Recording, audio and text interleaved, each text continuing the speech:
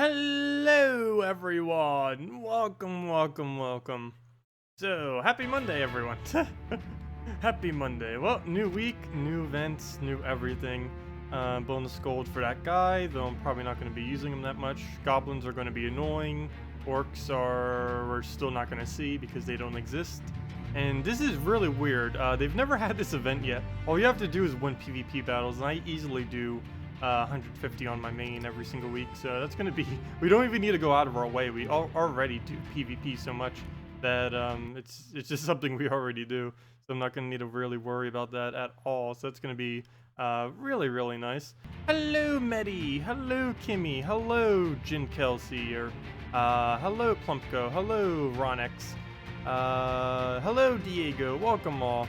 Oh Medi, you have your banner, or you have your profile set as the banner. That's funny. As the oh, I forget what banner that's actually called, but it's from the Silverglade Kingdom. That's really funny. But Sheggra, I really love new Sheggra. I'll probably be messing around with that the most this stream, most likely. I'll definitely be doing some goblin teams, and I do need to figure out some for tomorrow too to show. Yeah, the little unicorn thing. Hello, Pandemonium and Nuno and Nate. Welcome. Oh, not too bad a looking starting board. Take that into the Mercy. And I think we just got first turn Sheggra. I'm pretty sure we just got first turn Sheggra. I really do not want to use this on yellow though. Okay, we can get away with doing it on blue. Oh, probably should have taken that first. But we'll do that, get our burns down. Of course we didn't burn one of them that we actually need to. Oh wow, there's so much red on the board. We can just throw this, and I think we can first turn win right here with new Sheggra. Oh, there goes one poke. Oh, Sheggra. The new Bone Dragon, Sheggra. Okay. Let's see, let's get one more. Come on, get the kill already. I don't want to have to deal with the same kill.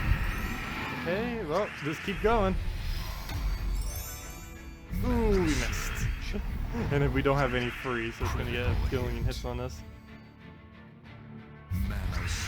But yeah, that's pretty nice.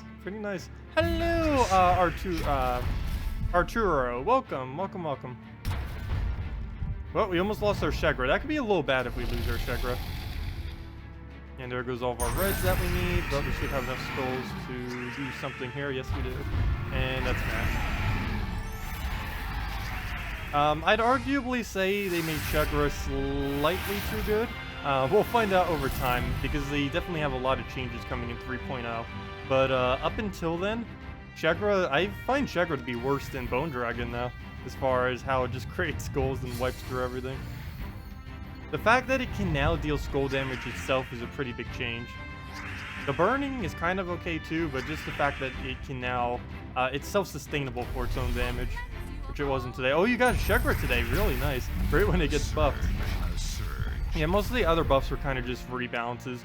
Sheggra was the only one that was, like, really buffed. Okay. Well, nothing we can really do here. I guess we'll take some yellows into Cascade. There we go. Okay, well, that's good enough mana for now. As long as we can get these reds somewhere, we should be fine. Ooh. Did we do it on yellow? We don't even have it anymore, so we can't. Can't even Mercy. Gosh, what is our move? Nothing to do here. We'll just move that yellow and hope for a skull. Hey, and we get it. Nice. Okay. Hellcat, where are you? Can't get any alignment right now. Mercy's still the same way. I guess we just poke on him. Take it this way. Hello, Ronex. Could you do an Inferno King build? You don't have Yerl. Sure, I can do an Inferno King build. Actually, Inferno King build is generally built similar to what I'm doing right now. Actually, it's almost the exact same team except without a Courage. But yeah, I can go do one. What else do you have that you might be able to use on it? Because most Inferno King builds use at minimum a fully traded Mercy, and on top of that, they do tend to use Sheggra even before it got buffed. And now that it got buffed, you definitely want to use a Sheggra with it if you happen to have it laying around. This one battle's going quite a bit slower. Not like the speed we were doing earlier. But there's all of our burns. Once it gets looping though, it goes really, really nice. And we should have a good enough board to just end it right here. Oh, the only thing might stop it is, oh yeah, we're not going to be able to tear through everything. Never mind. Unless we can get an extra turn on red here. Nope. Well, there goes the frozen, so we can't really keep turning him like we were. And it's frozen on red too. Unless we can get a mercy, but there's no alignment. We'll throw skulls into Sheggra, and that will be that. Ooh, lost a turn. Well, we might lose our Sheggra then. I'll just use it already. It's a little bit of a waste, but we'll be able to die once we get one skull. Oh good, we got something else extra turn, and that's the match. Hellcat, Sheggra, Greenseer, Giant Spider. Oh, you don't have any mercy either. You have a Sheggra? Oh wait, yeah, you have a Sheggra. You just said Hellcat Sheggra. Let's see. So you need it with Inferno King. Let me go do that then, based on what you have. So let me go over suggested team slot. Clear this out. And let us get ourselves the other team. Let me just move my tabs. They're all where they need to be. Okay. And where were we? We need a Hellcat, Inferno King. Wait, why Hellcat? Oops. But we need your Inferno King. We need the Sheggra that you also have. We can't use Mercy and we can't use the other one. First slot, we'll probably want to put something that can... Actually, we could even put Sheggra first slot these days. Actually, in this kind of team with Inferno King Sheggra, I don't even know where I should put the Sheggra now that it can actually be viable. I kind of want to do it in first slot. I don't know if that'd be a bad idea, but I think we can get away with it. No clue if we have yours traded. Mercy we don't have, but I'm still going to probably throw an Apothecary and then just get a brown support. Could also do Courage, but I'm pretty sure you don't have fully traded Courage. What do we have as far as brown support these days? Behemoth would probably not be worth it. If you wanted the extra gold this week, you could put in, what's his name, Bugbear. That wouldn't really be viable after this week, though. Oh, you can get away with Bone Dragon. No clue if you have a Bone Dragon. That'd be a lot more skulls. That'd really be skull spam. 3 things that can create skulls. So we'll run with this. Not quite sure if you have Bone Dragon, but there are quite a few other options if we really had to do something else there. Really, any really good brown. And you don't need to worry about Apothecary traits either. Apothecary is normally used in place of a Mercy for people who don't have Mercy available. And banner-wise, I'm probably just going to go double brown. I'm almost leaning towards. I don't want to go brown-red because that would deny our reds. Brown-purple I can't do because... Actually, let me move that. There we go. Move. Okay. I think that'll work out. I feel like Inferno King is blocked too much, though. This is an Inferno King build that's barely even using Inferno King. I think we'll go with this, though, on a brown-purple banner. And then we can just get him up through yellows. I just saw brown-purple. It's right over here. There it is. It's always hiding behind the Absol banner. I think I passed it like 3 times now in all of that searching. Oh, you don't have Bone Dragon. Oh, no. I didn't see that in time. Did you see Desert Mantis first trait this week? Wait, did it get changed? I don't think they changed it. And if I'm not mistaken, that's not Console's event either. What did they get this week? I actually saw the post, but then I completely forgot what that post was for the console people. Mana Surge. Mana Surge. Oh, you used the same dragon team as last week and it's still rolling through everything? Yeah. Dragon teams are like that. The hero are really, really strong right now. Especially, now they just made Sheggra strong too. There's basically not a single dragon that's unusable. Except for like some of the oh, why did I do that on red? Except for some of like the really, really low rarity ones. Unless I was not paying attention, well, that was pretty bad. We'll definitely be able to replace that with Inferno King though. As soon as we can get an Inferno King off, we should be good to go. Because I'll replace in a lot of red that I just removed. Another thing we can do to kind of displace that is just go and get Bone Dragon off. That'll clear out a lot of board. They buffed Tetris the Bull. How good usable is he now He's not much more usable. Even with the buff that he got, it doesn't really change. Well, it doesn't change how you use him. It's used exactly the same. As far as if it's viable now, personally, unless it's like your only mythic, I wouldn't really advise using the new updated Ketrastable. It's not really that strong still. Okay, that's just completely missed. Good job, Sheggra. Good job. That was this whole battle was my fault though for taking the what's it called? The red away when we did the first brown convert. No clue why I did that on red. Worst color I possibly could have aimed at. Would have been better just to do one that wasn't even an extra turn and just go for it. And don't you dare agile again. He already did it earlier. Wow. That is the second skull spam he has dodged. And I'm running out of armor to aim at. Actually, he only has one more left. He only has one more thing with armor left. Okay, then. I'm scared to even go for skulls. If he dodges again, we could actually lose. Which would be pretty sad. Okay, come on, end your turn. I've never seen Agile get that many. There's no way he's gonna get 3 in a row at 20% chance. Of course. He might be broken. Can you stop agiling? 4 in a row? Okay, finally we hit him, but that wasn't skull spam. Mana surge. Wow. 2 HP. At least the split damage will kill him. If nothing else, when we can get that off. I can't get it off at the moment though. And there's no armor for Bone Dragon to aim at. Mana surge. So that'll be a little annoying now that we'll basically always miss when we do it. Oh, and if we do this, we give him skulls. So I guess we'll just poke. Oh, you've got to be kidding me. What is up with this Agile right now? Oh, and yeah, of course he gets healed. He would be the one to get healed. Now I can't even split damage kill him. If he gets another Agile, like right when I do this, I'm just exiting this battle. He deserves to win at that point. Oh, he just took away our, really?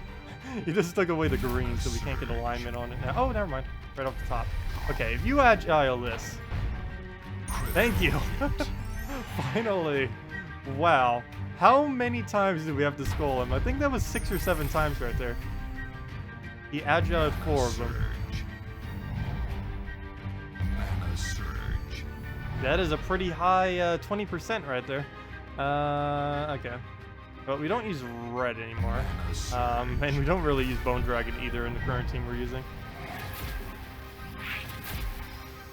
Mantis trait seems bugged. Which trait on him are you referring to with that? Mana surge. Do we bother with the skull? I need to focus more on Inferno King than anything. Yeah, I probably should have just put Inferno King in the other slot. It really isn't viable using Inferno King Shaggra with Shaggra up front. Even with its buff, it's still worth using it more towards a support troop. It still dies, and that's the main problem with it. And you lose that, then you lose your red spawn that you have, and it's never a good idea to have a generator like that where it's just generating nothing. Like this Inferno King isn't doing anything with its reds, but if we had the Sheggra behind it, it would still be able to use those reds. So I guess it's kind of still the same exact team. Okay, let's move that down. Mana surge. Yeah, we're going to be seeing a lot of all Goblin teams this week. They're not really that annoying. It's mainly just the composition that I did this team in end up failing. And the fact that I converted out the reds, which was an absolute fail. We'll throw that down. Of course, we don't get a skull, but he might give us one like right there. That's nice. He gets frozen too. Oh, that's really good that he just took a pair of skulls right there, because now he's going to lose his turn when he uses his ability. Oh, never mind. He's not even going to get the chance. Oh, okay. So all we need to do now is just make sure he doesn't get a summon off, and we're good to go here.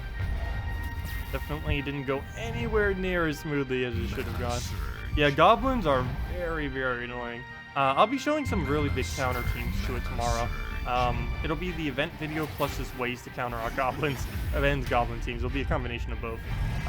For the sake of time, I might just exile this battle. Or then again, it might not be too long. All we have to really do from here is get a Sheggra, Bone Dragon that, and then get an Inferno King off, and that'll be match right there. So whenever he summons something, it will have armor, so that'll make us get a lot of skulls onto the board. That'll make that easy. Mana surge. And now all we need is alignment. And we do have alignment, no scroll alignment though. But we'll get a pair or two. Mana surge. Or just one. Oh no, we got two. Okay, so we do that one. No way to move that down. Yeah, there's no extra way. Yeah, oh wait. And do that. Move that one. We might be able to get a turn. Nope. Still none, so we'll take that, I guess. And, he should leave us a skull. I don't think there's any way he can really do it without an extra turn. And he doesn't get it. Okay, so there we go. Hello, Belinda. Welcome. Hello, Viper. Everything's going pretty well. The 1 hour switch really threw off my day, though.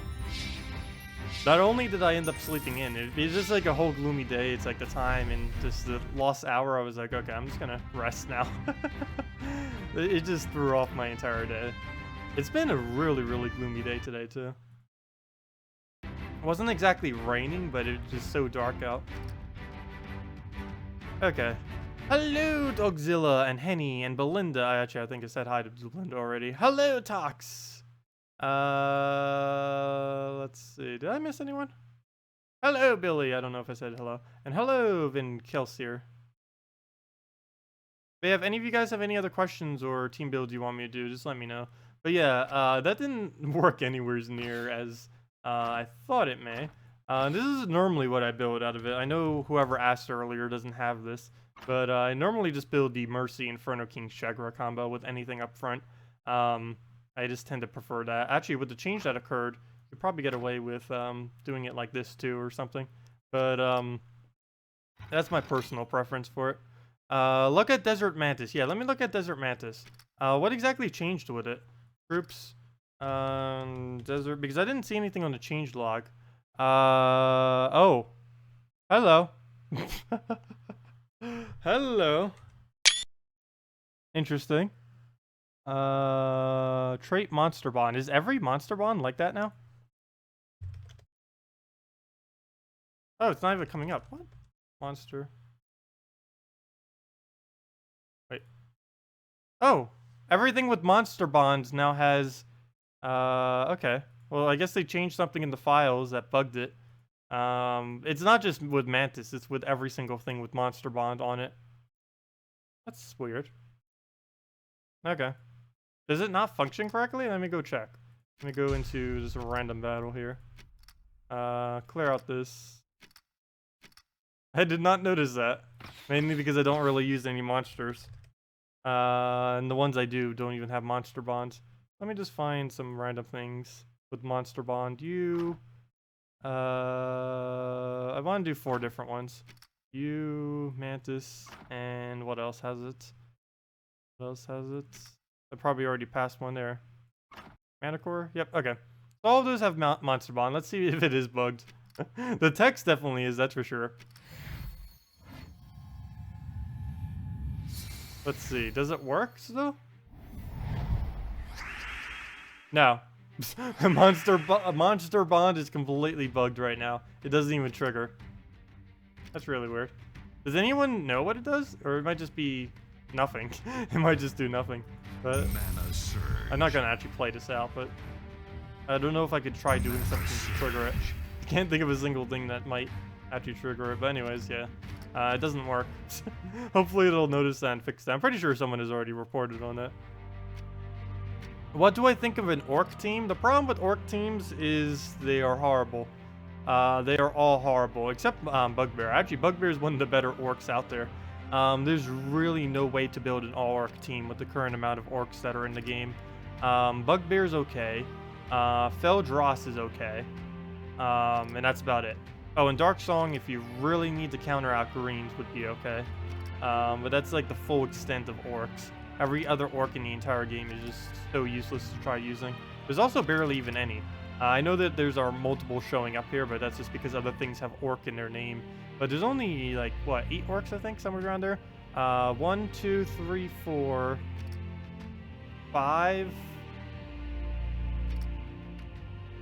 6. There are 7, sorry. There are 7 orcs in this game.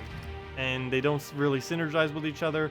And the only 2 that are even remotely viable are Feldross and Bugbear.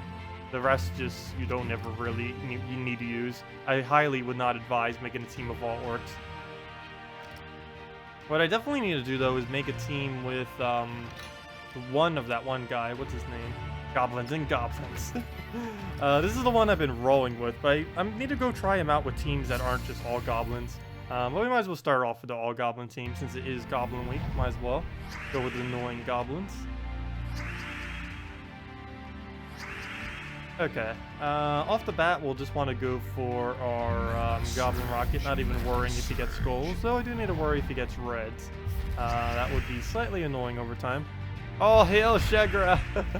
Yeah, I still need to mess around with a bunch of different builds, too, with that. There's a lot we can build out of Sheggra now. Actually, pretty much all the same teams, but it's just a lot stronger.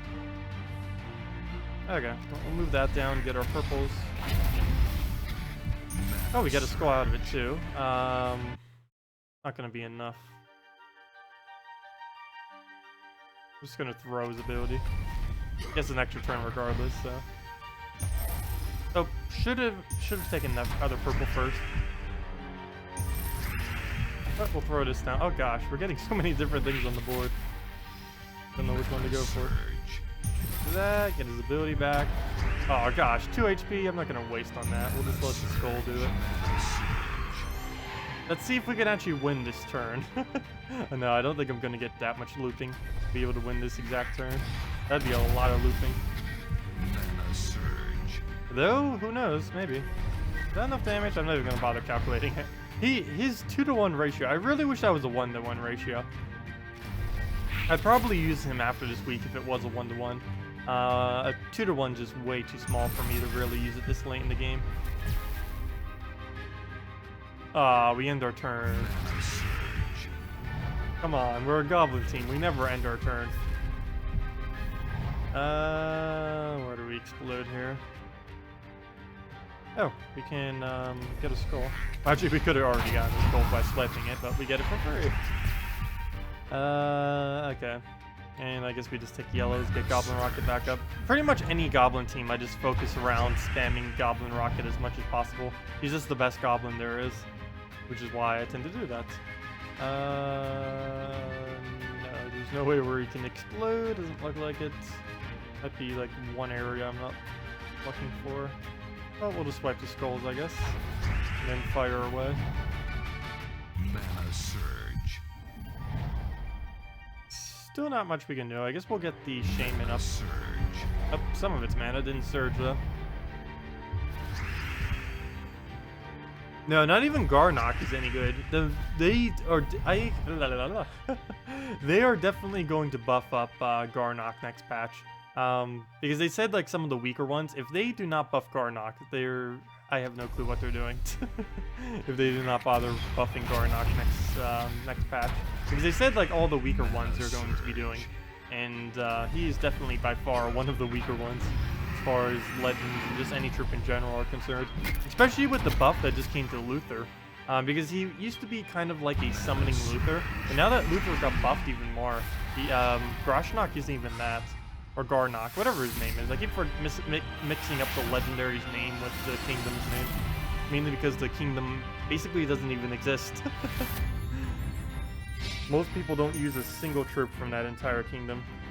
There isn't really anything that the kingdom is known for. Once they rebound, they just need to like overhaul that entire kingdom. This one. Like basically what they did to Magrim Woods. Even then Magrim Woods still had some that were used. But the only troop that's basically ever used in here is Cyclops on extreme occasion, and Drake Rider if people don't have like any other dragons. That's about it. Wyvern is one of the worst dragons in the game. Summoner is outdone by Dark Master. Orc is just useless. Krog the Dread is not really viable to use. Oh, Garnock is what his name is. Garnock just does too little. All he really does is summon. He damages your allies and then gives a very small attack. Feldra is actually okay. It's a really good high magic counter, mainly for summoners and stuff like that. Plus it summons itself if there's enough reds on the board. Elf Eater you'd only ever use if you need to counter elves, obviously. But it doesn't even have empowered like a Gob Chomper or something, which makes it a bit weaker. Dark Song you only use if you need to counter out greens. Cyclops can be good if you can attack buff it like crazy. Most notoriously it's used with Stargazer for the first turn attack buff. And Armored Boar you basically only use in Arena, or if you're a really low level player and you just have nothing else to use. But yeah, let me go see if we can make a Bugbear team. I'll probably stick with the basics when starting to form the team, but we definitely need to do something out of that. Let me double check the chat though. Just saw a post from the devs that they were adding Monster Shield and Borked Monster Bond, and they figure they will have a fix out by tomorrow. Oh, okay. Thank you for that. What's a really good and fast explore team right now? What Radu just ended up saying. Princess, oh yeah, Princess Bombot Hero is the variant that he uses. But the one I mainly been, oh gosh, defend, what are you doing? But the one I normally end up using is, if I can switch this real quick. I normally go to whatever kingdom I need to, go to explore, and I use this one. Essentially the same thing. Princess Espeth, Bombot, Black Manacles, and any brown troop in last slot. You just use the Princess Espeth first turn on the brown, get all your browns, and go from there. Optimally with fully traded Mechanist class, both of them. Pretty much any fast explore team, as of this current moment, is pretty good with fully traded Mechanist class, because Bombot tends to be one of the main troops used in extremely quick explore teams. But we just throw that down, and then you would throw the Black Manacles, and then you would win. My Bombot's so strong that sometimes it team wipes the entire team from the very first cast, as you see there. But yeah, it's really, really quick. On average, it wins in about 40 or so seconds, for 43 seconds actually, for the full cycle, counting every single loading screen and all the clicks and everything. So pretty quick. If you count the actual time of battle, it's only like 10 seconds for most battles. It's mainly, there's more interface and screens than there is of actual battle with a team like that. So it goes pretty quick. Don't use it out of Explorer, but in Explorer, it's really nice. Main problem with Explorer teams these days is all of them require fully traded Princess Espeth to be excessively quick. Try Kristarnex, Dragon Soul, Sheggra, Salad Dragon, sure. Oh, all dragon team with a Sheggra in it. Yeah, we definitely should try that. Sheggra is definitely insane right now. Actually, if I'm doing the 2.0, or not the 2.0, the 2.2 best teams video probably later this week. Actually, I'm probably going to be doing it for the 4K subscriber special, because I don't have anything planned for that, and that would be perfect just doing the 2.2 thing for it. Even if we don't have 4K subs, I'll probably still call it the 4K sub special for then. But I'll probably do that this Saturday afternoon or Sunday morning, probably March or Sunday morning. But I'll definitely be doing that within some time this week, because it's the perfect time. Consoles got their patch recently. It's almost 3.0. I do tend to wait quite a bit before I do like the best teams for every version. I normally do it like halfway before the patch. This time it's a little bit later than halfway, though.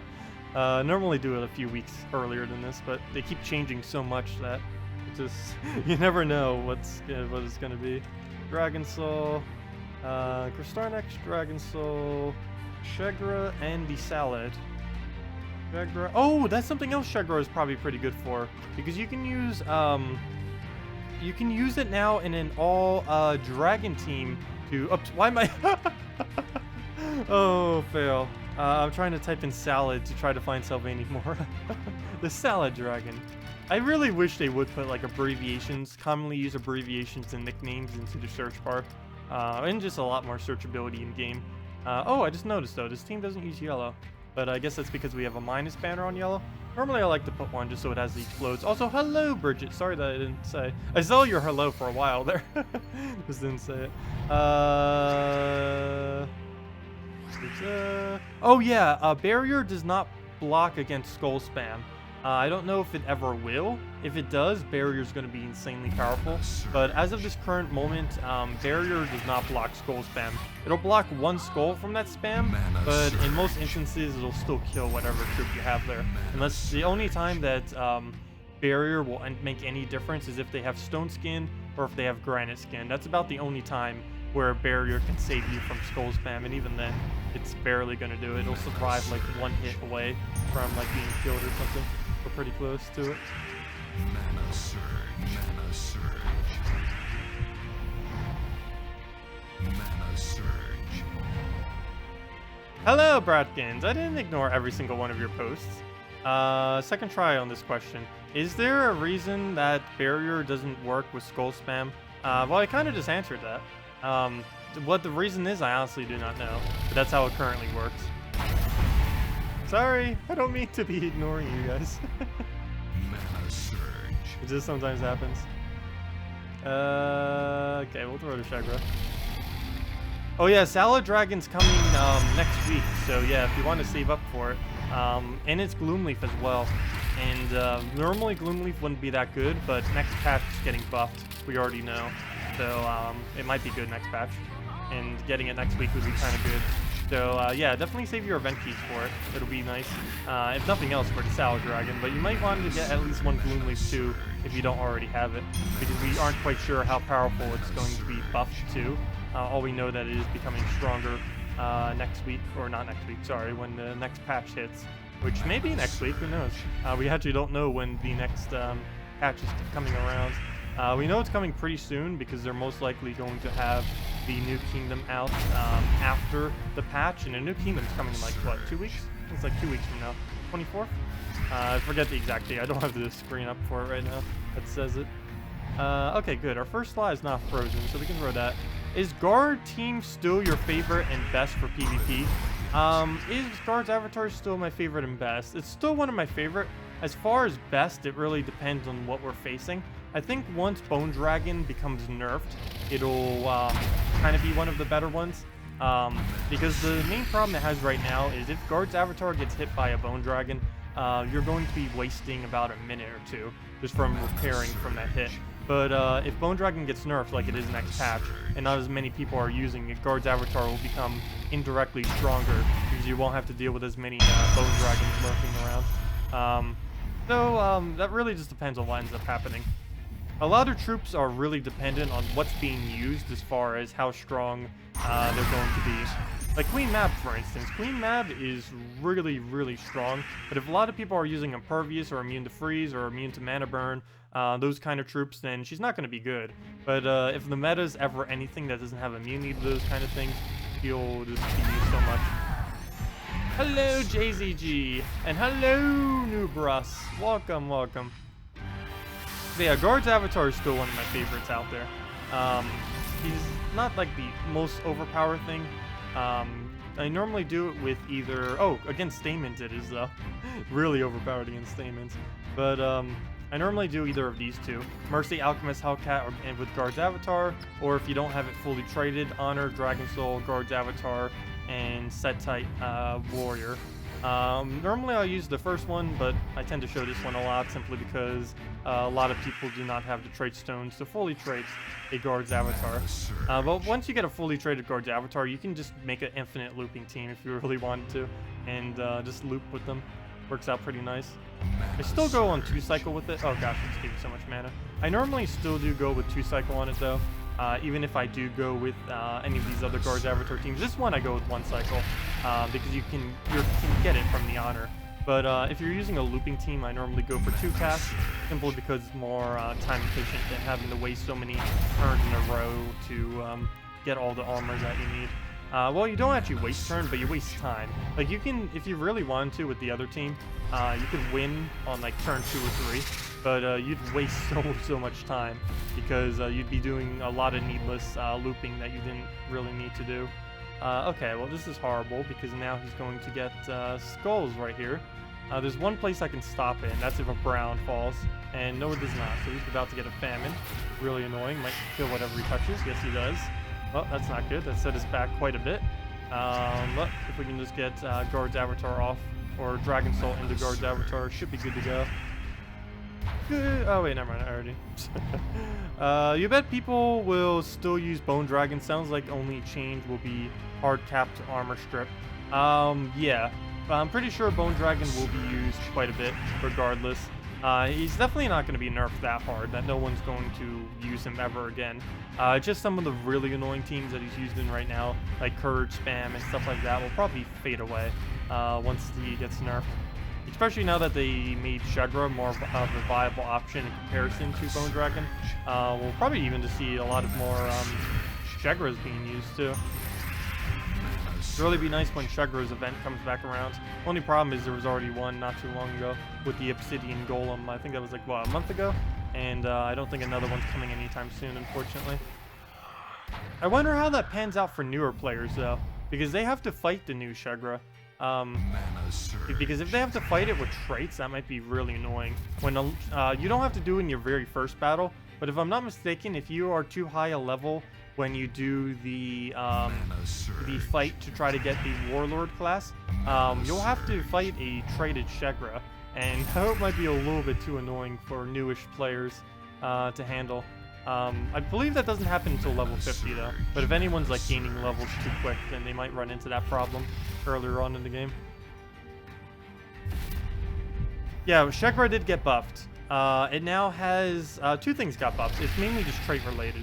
As far as its traits, it now has its legendary trait was replaced so that it burns whenever you take red pairs, and its second trait was traded off for instead of placing burn on the enemy, it now has pyromania, which does twice as much damage to anything that uses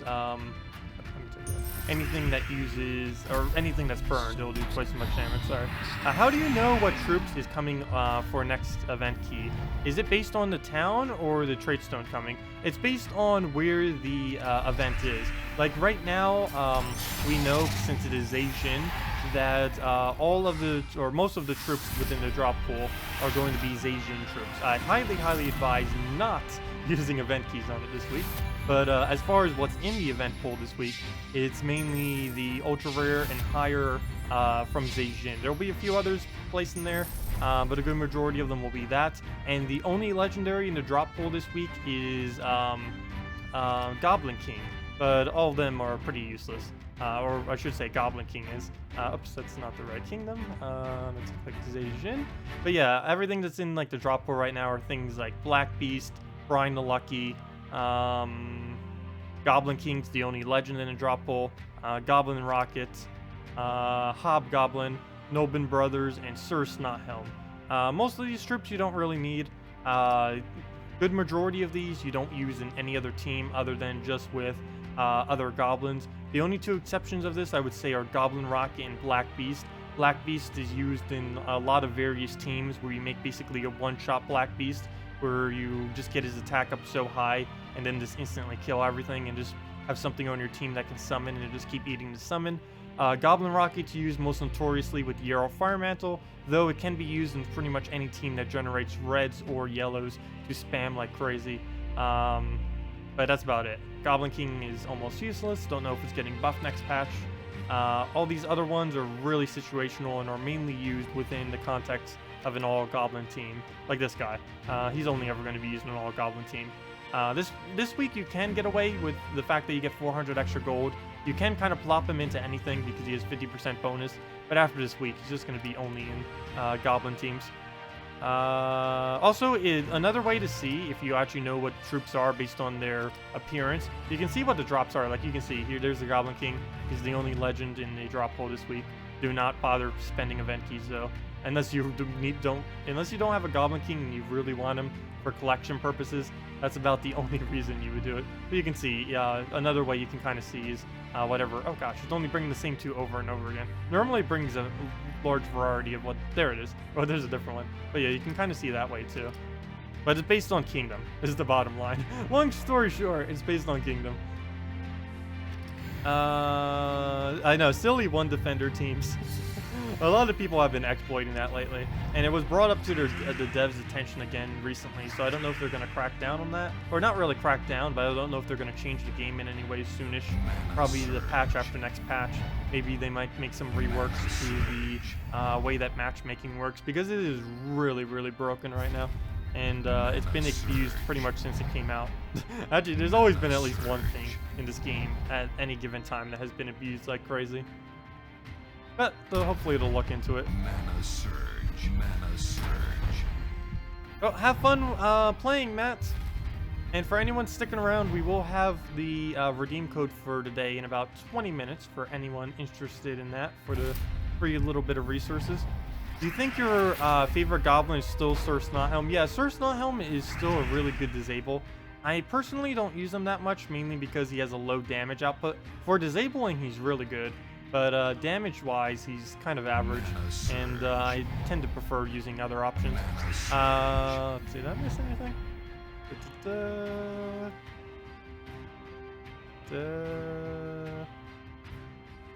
Also, hello, Maximus. Don't know if I said hi. Hello, ssaszix. Welcome. Or Steven. You've been sticking with one defender for the past few months, and it's increased your enjoyment of the game because you're just hitting the same 2 to 3 defend teams anymore. Nice.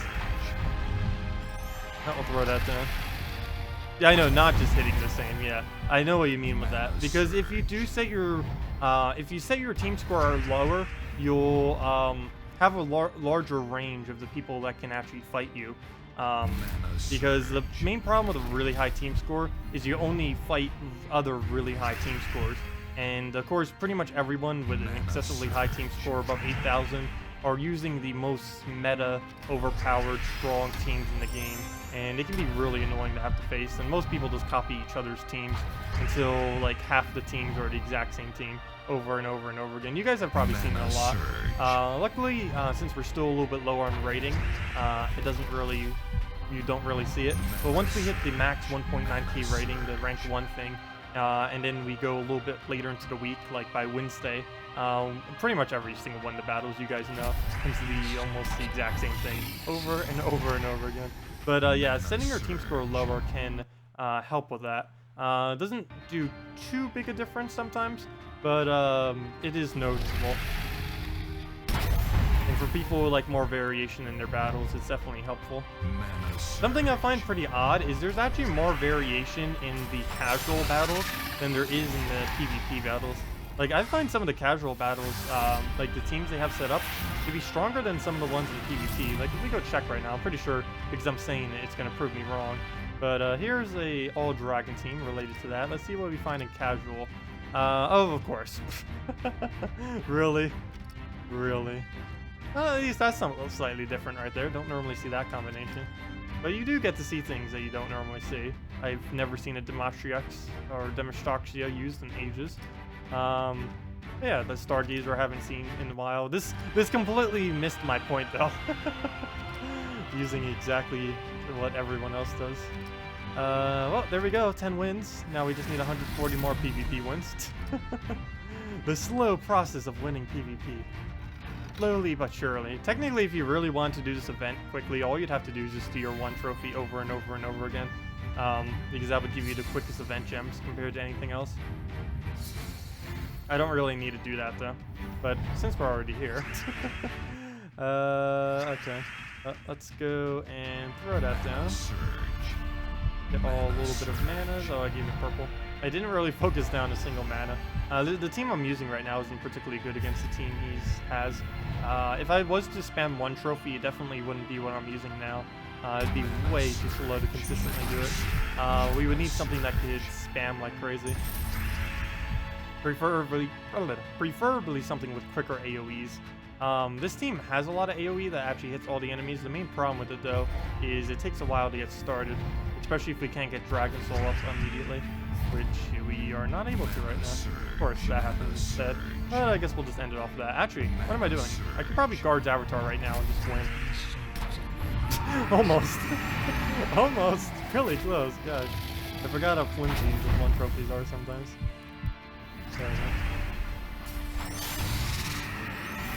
Oh, there's a couple troops that got buffed. I went over in my previous video that I just did last night, but let's see if I still have the tabs open for them. I believe I do. I'll go over every single change for any of you that might have not have seen it from the previous video or read it on the forum or anywhere. But there were a couple changes. Dragon Cruncher, Elf Eater, and Gob Chomper all have a 50% chance to devour whatever they devour. This has been raised from a 40% chance.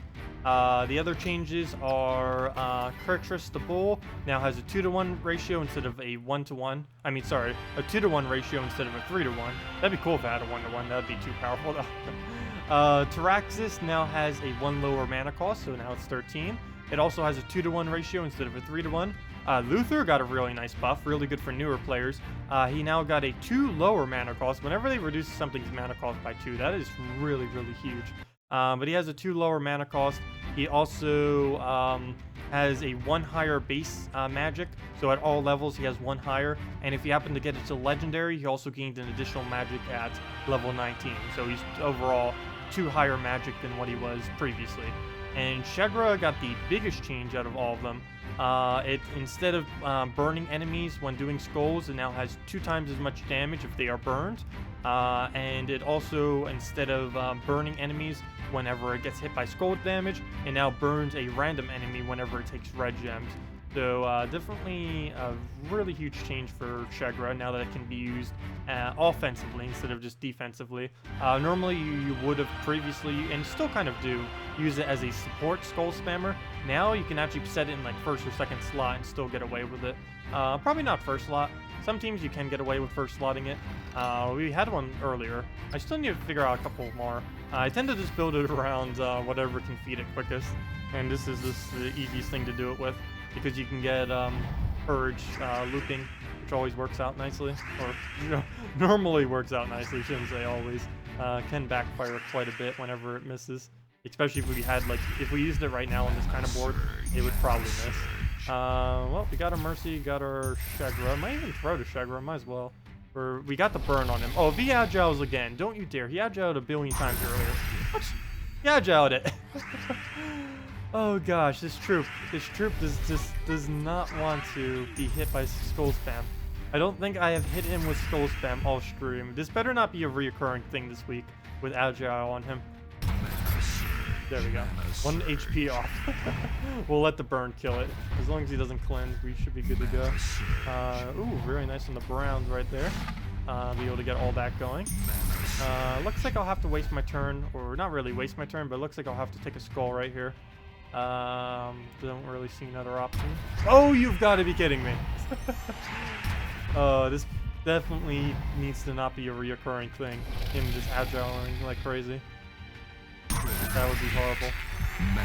Yeah, this is what Sheggra is like now. It just tears through everything, especially if they're burned, which is pretty easy to do since you only need to take reds. There we go, we got the burn. Oh, we don't have Sheggra though, unfortunately. Oh, come on, Agile, please. This is 20% chance. It doesn't seem like it. It seems like 50% chance to strip. Seriously, if we count out every single agile to non-agile, I think it's up to 50% so far this stream, as far as how many agiles the AI has triggered. Maybe I should use my own agile this The game is just taunting me now. What even? Come on. There we go. They didn't agile that time. Finally. Okay. Let's just take a skull. There we go. Oh, does agile proc multiple times on skull spam? I know we can block an entire skull spam, but I didn't realize it had an instance for every single skull. Oh, that's why it triggers so much. I had actually never noticed that. I assumed it just triggered once for the entire thing, but of course, like many things in this game, it triggers for every single instance. So it would almost always get agile then, if that's the case. That's interesting. Huh. Okay. So yeah, because we're throwing down like 6 instances at him, so it definitely will dodge from things like that. Okay, let me go and try making a skull-resistant team that can use the new troop, because we can get a decent amount of extra gold this week, 400 per battle. It's not that bad using the new troop with it. He gets extra turns, so it's not like he's really stopping us in any way. We'll just get him. Where is he? We'll probably just put him in first slot. Last slot. I might just use him as a Sevhina Mora. I'm pretty sure I'm just going to use him as a Sevhina Mora. Obviously, he's not as good as a Sevhina Mora, but that's the purpose I'm going to make him serve. Oh, what am I doing? Restore next. I'm just gonna slot him basically as a Sevhina more, and there we go. Perfect. And then we get 400 extra gold for doing that. It's will be a little slower, but at least we have single target shotting I'll be able to do. Take the brown first, go into blues, go from there.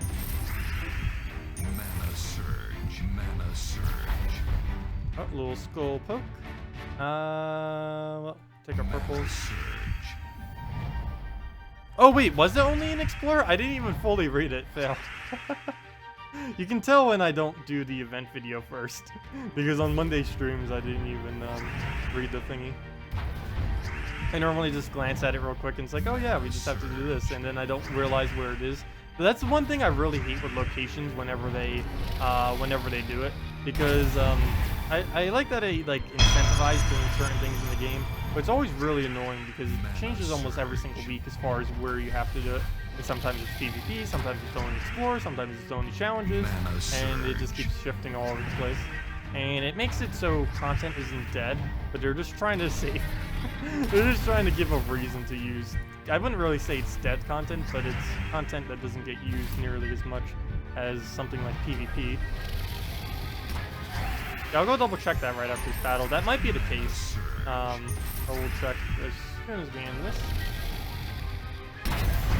Okay, we got his ability. We can just throw that as whatever has highest HP. Mana surge. Or not highest HP, highest durability. There we go, gets the kill. Go down on the yellow, I guess. And let's match. And we go for kill. Mana surge. Okay, so let's go double check that. Yeah, JZG probably is right, and I just didn't bother reading it. All I saw was like, use 500 or 400 gold for using him. And then I didn't read any further. Let me double check though. If that is the case, it's probably not worth you doing then. Yep, and explore. always bugbears, image, and then the 400 gold. And it's like, okay, we got to do that. But nope, it's an explore fail. Yeah, it's only explore. Okay, well, that's not worth it then. Just gotta win PvPs quick. Or maybe it is. How quickly can we win explore with him in our team? Probably not too quick, is the problem. Actually, oh no, that wouldn't work. If he was only brown mana, that would work perfectly. But, what I was gonna do is put him with my, Queen SBF team. But that wouldn't really work out. There's only a 50% chance it would work every single time. Well, you can normally win PvP for more gold than you can for the extra gold that you get. For newer players, they can normally utilize the extra gold, but depending on how much, if you're getting over 1,000 per battle for PvP, it's really not worth using the extra 400 and explore challenges or anywhere out of arena. Whenever it's weeks like those, because I'll show it right now. You know how long our normal PvP battle is, and we'd have to win about 2.5 challenges, or explore in this case, for it to be able to be worth the same as a PvP battle. So we can try doing that real quick. Not with this team though. We'd have to go extremely offensive. So I'll probably just bring in the double Crystar next, go with that. That should be fine. Okay, and we'll just go with this, run with that. This team on average normally wins in about a minute. So we'll see what it does right now.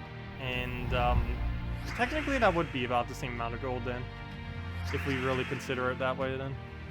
Because we're going to be doing 2.5 minutes approximately, and that is definitely worth it. It's just, I don't know if many people have good enough teams to really be able to tear through that quick compared to PvP. But I still think PvP would just be better, especially since this week you literally get event gems from doing PvP for the first time ever. So I'm pretty sure, particularly this week, it's better just to do PvP. Hello, Josh. Welcome. But yeah, and then we just throw Crystar next on anything. Oh, come on. And if something was to... What do you do? And if something was to revive, we could always just throw his hand at it. And that would probably kill. But yeah, 877, that's not too bad. But I normally, if you do the multiplier on top of PvP, this is around 2,700, 2,800 gold for defeating this team. But yeah, hello Josh. If you don't have armor with plus gold, then maybe the Explorer is worth it. The main instance in which Explorer would be worth it is if you're under like level 100, normally you can only do your 2 trophies, and both of these values earlier on in the game tend to be lower. It tends to be like a 400 gold here and a like 600 gold here or so. And depending on what your PvP gold rewards actually are, it probably would be quicker just doing Explorer. But if it's at least 900 plus, probably even 1,000 plus, it would definitely be more worth it. Like right here, this has a revenge, so it gains twice as much. It's like 1.8k for doing this battle. It doesn't show it at the end, but it does calculate it into our thing. Oh, let me use the 4x Dragon team. I didn't even mean to click this one, but we already have it. I haven't used this team after the event yet, so I'm kind of curious how it works out.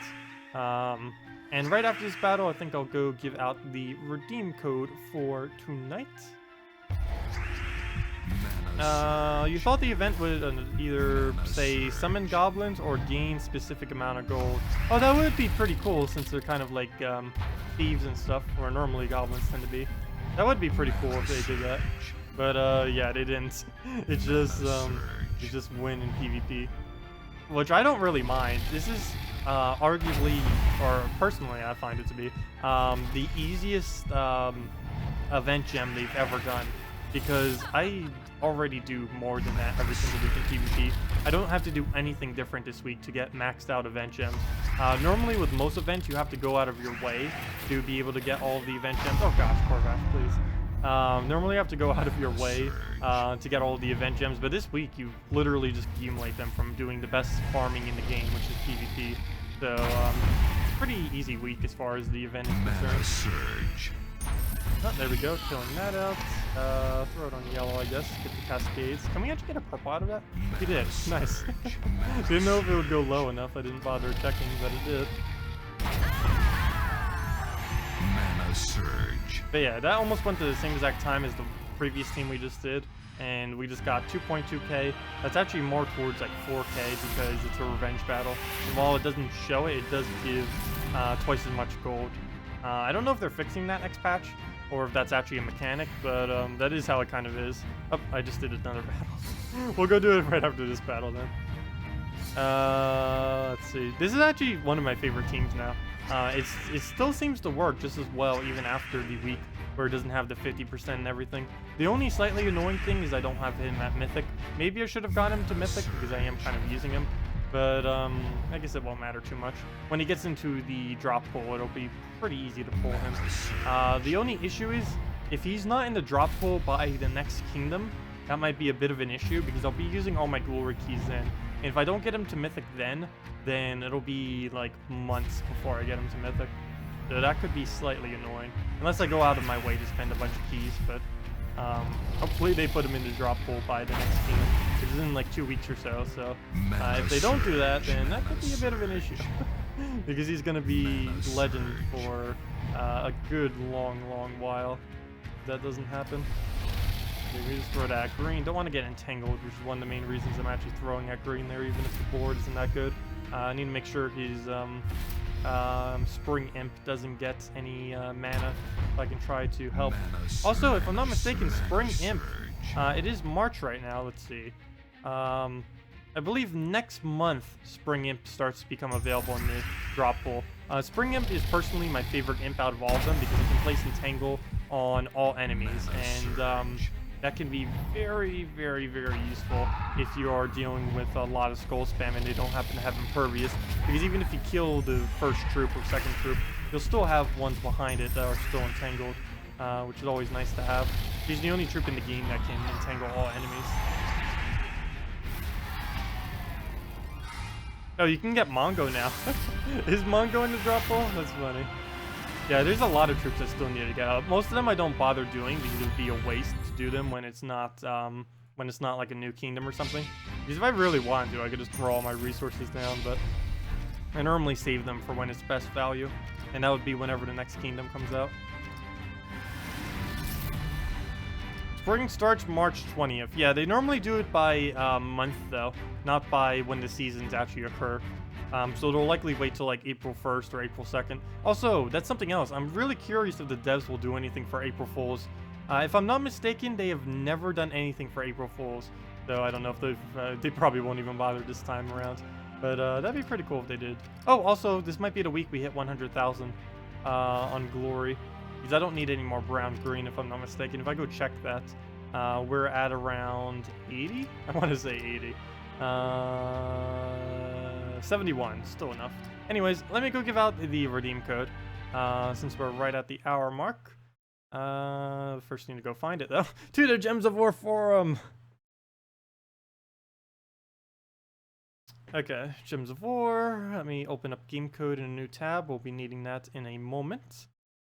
Forum, messages. Oh, some people messaging me. I need to go check that in soonish. Little mail mark. And the March redeem codes. We're finally, it is March. It is March 13th, and I'm basically just now starting to use the March redeem codes, fail. Okay, so let me go and start down on them. I don't think any of these other ones are kind of weird. There's one with snow in it. That's not the whole redeem code though. But we already had the Tacit is Bay and the Tacit Waifu. Salty is the one who makes the codes for me now. She's been doing some, I think it's she, but she's been doing some weird ones lately. Anyways, let me go and get that in. Let me put that over there so you guys can go and see it in a second. That there, copy. Let me put that into chat for you guys.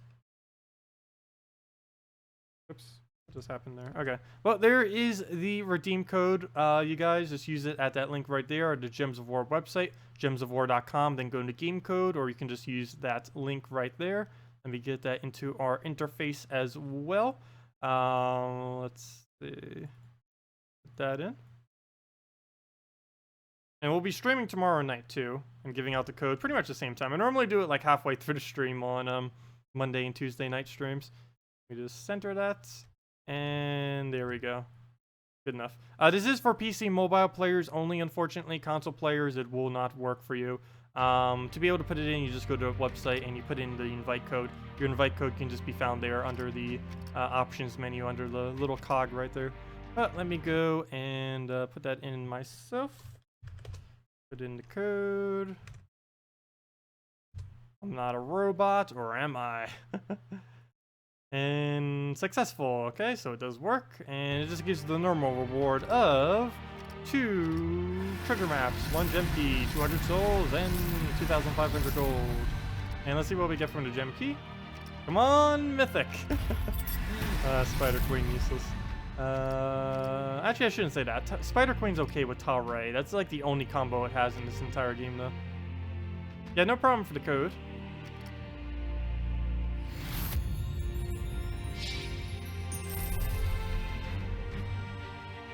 Arcane Storm from the key, nice. Oh, speaking of Storm, a whole team of Dragon Souls. Really?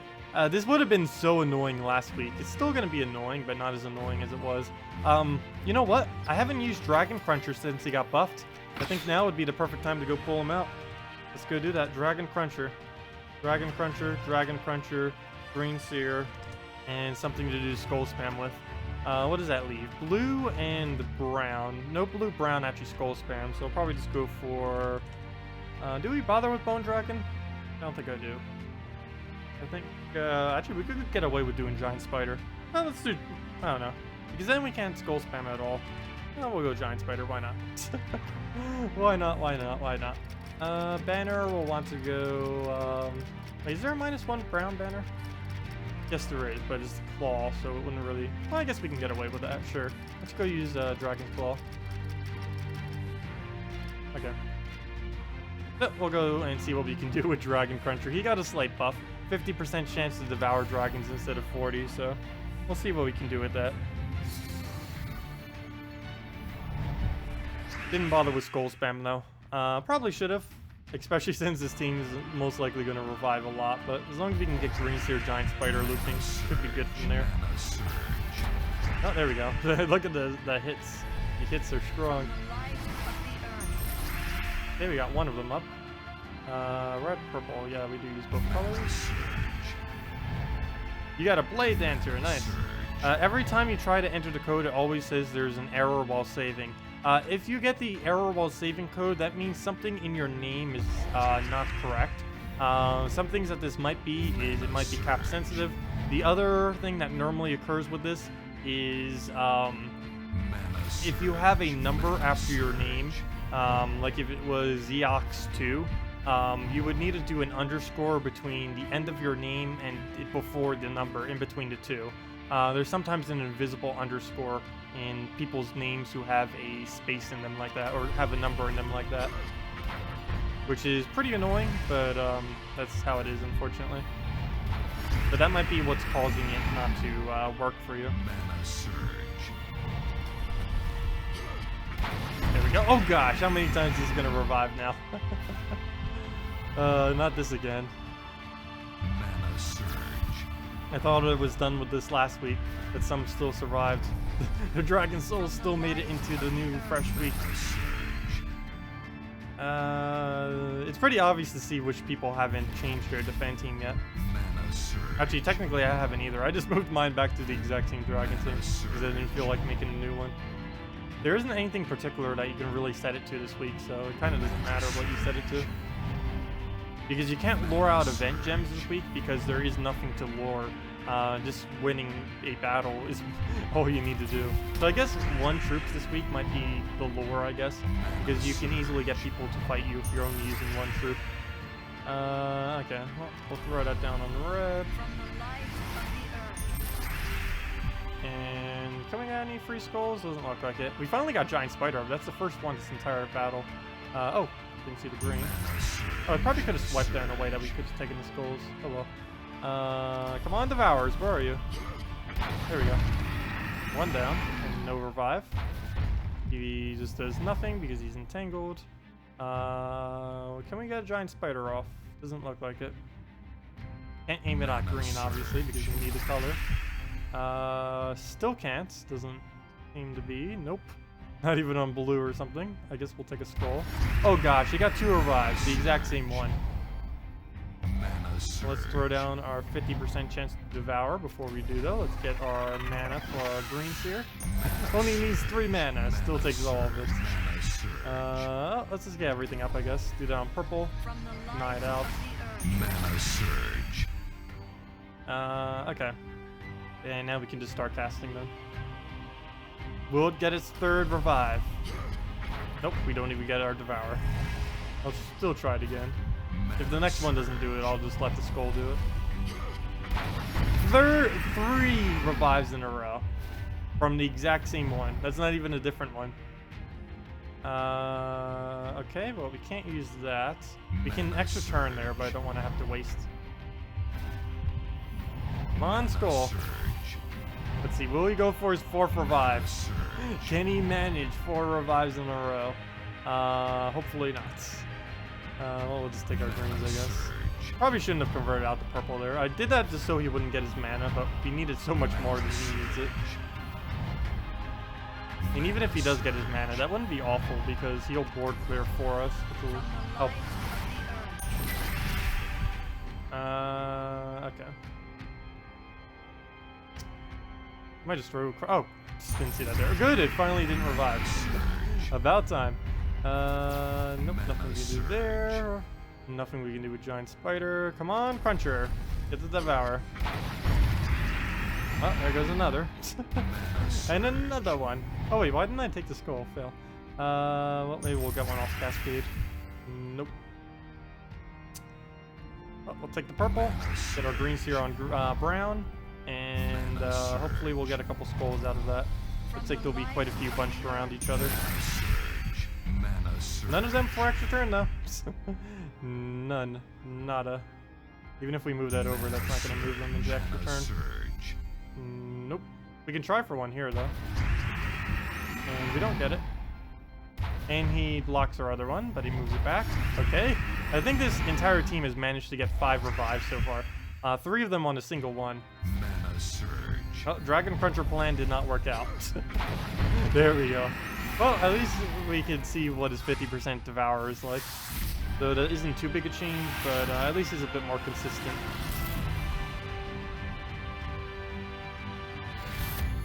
Also, hello Matthew, welcome.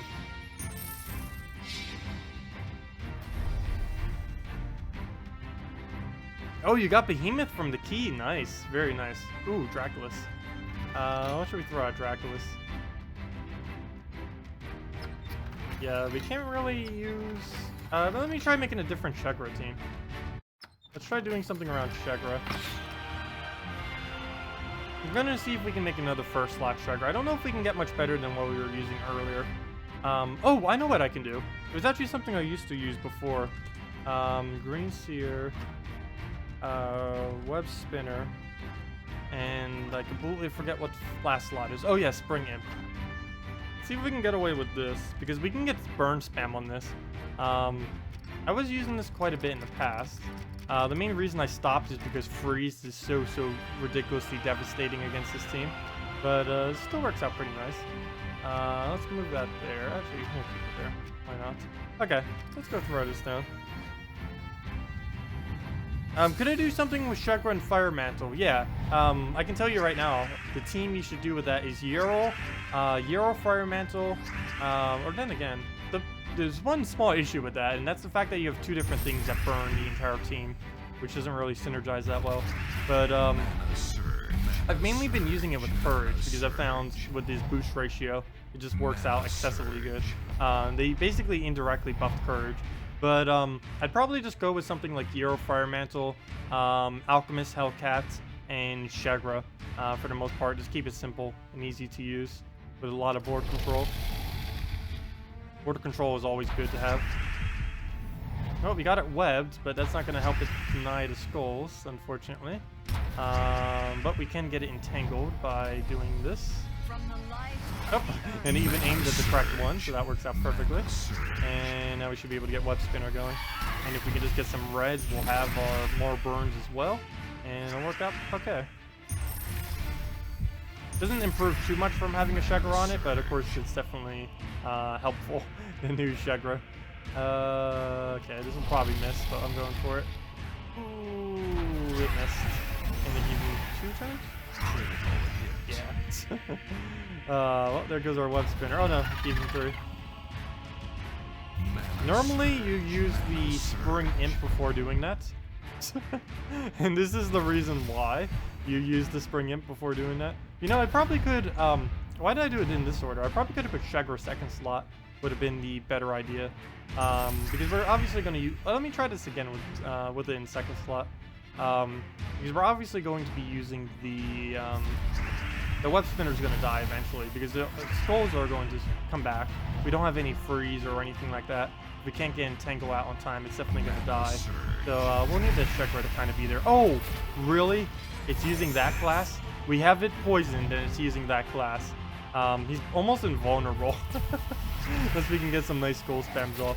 He's using a Orb Weaver class that is poisoned. That is the worst thing that can ever happen if you're facing it. Poisoning a Orb Weaver class. That's a 50% every single turn he can summon a giant spider. He doesn't need to do anything. He just sits there and he'll just keep summoning giant spiders. It is ridiculously annoying. And he has the combo for it right now. Well, that's definitely not good. We need to kill the hero, and we have nothing that can target it down either. So that'll be pretty annoying. At least we can make sure we don't die. Because he doesn't have any kill card other than what looks like Crescendo, I believe, right there. So that's about the only thing that can really kill us is Crescendo. Because skulls are going to do almost near nothing. What can we drop here? Blues we don't use anymore. Might just be more time efficient to just exile this battle and try it in the correct format. Because I really should have put the Sheggra up a little bit higher, or actually a lot higher in this alignment. Should be right there where that green seer is. And then just move everything else down by 1. We'll get our little burn off. Yeah, it even has a loyalty too. He'll win just from fatiguing us. So we'll just retreat and do this in correct order then. You do not believe you received 11 tribute. Oh wow, very, very nice. 11 tribute. That is really, really high. I barely even get 11 tributes. But yeah, let me use this in the right order. Or a better order, I should say. There we go. So, Web Spinner, Sheggra, Green Seer, Spring Imp. See what we can do to get away with this. Just to make sure you've got this right. Difficulty in PvP doesn't change monster stats, but still gives the bonus. No. It doesn't give the monster stats, and it doesn't give a bonus. It does literally nothing. Difficulty has absolutely no effect on PvP at all. They removed it because people were... Oh gosh, death mark instantly. Well, that's not good. People were using it to farm excessive amounts of gold. For about like 2 months in this game, it was possible to get anywhere from 10,000 to 15,000 gold per battle. It was pretty broken because a lot of people would just ramp it all the way up to Warlord 4 and use a Great Maul with a Bone Dragon. The Great Maul would take the stats from one of them. They would use a Mercy. Well, first, they'd use a Mercy, which would then give all the stats over to whatever they needed to, or to their Great Maul. That Great Maul would then devour, and then that Great Maul would have the exact same stats as the extremely huge enemies, and then you just use the Bone Dragon and it tears apart the enemy team. So yeah, for about 2 months, like every single battle was just like 10,000 plus gold, but they ended up nerfing it and just completely removing difficulty from PvP to make sure that couldn't be done. It's still possible to do the exact same thing in casual. The only problem with casual though is there's not as many other rewards, and for strictly gold farming you could get away with it, but just for like farming from a week, it's really not worth it. Maybe if you didn't really want trophies or anything else, if you just like completely only thing you wanted was gold, you could kind of get away with it, but most people don't bother with it anymore.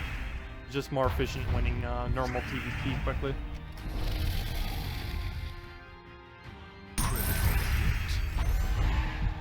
Oh, we're frozen on that now. But we're not frozen on green, so let me get something out of the way here. Let's do it on purple, actually. From the life of the earth. Mana surge. Mana surge. Ooh, nice. Except we don't get to use that extra turn. But I'm still throwing it. Okay, then we can just re-entangle, and we're pretty much good to go. Don't need to worry about anything with that. Go for the kill. Everyone gets the tangle, and burn will chip it down. But that's pretty nice little thing about Sheggra now too. All you have to do is just take reds. As long as you keep taking reds, you'll just keep getting a little bit small amount of damage on them constantly, which is always pretty nice to have. It's a lot easier to do than like a Ural where you have to go for extra turns and stuff like that. It can definitely get a bit annoying to do if you don't have a efficient looping team. Oh yeah, that reminds me. Someone was asking about that earlier. Let me go do that now. A team using both Ural and Sheggra. Let me go and do that. The team will look a bit clunky, but it's actually not that clunky.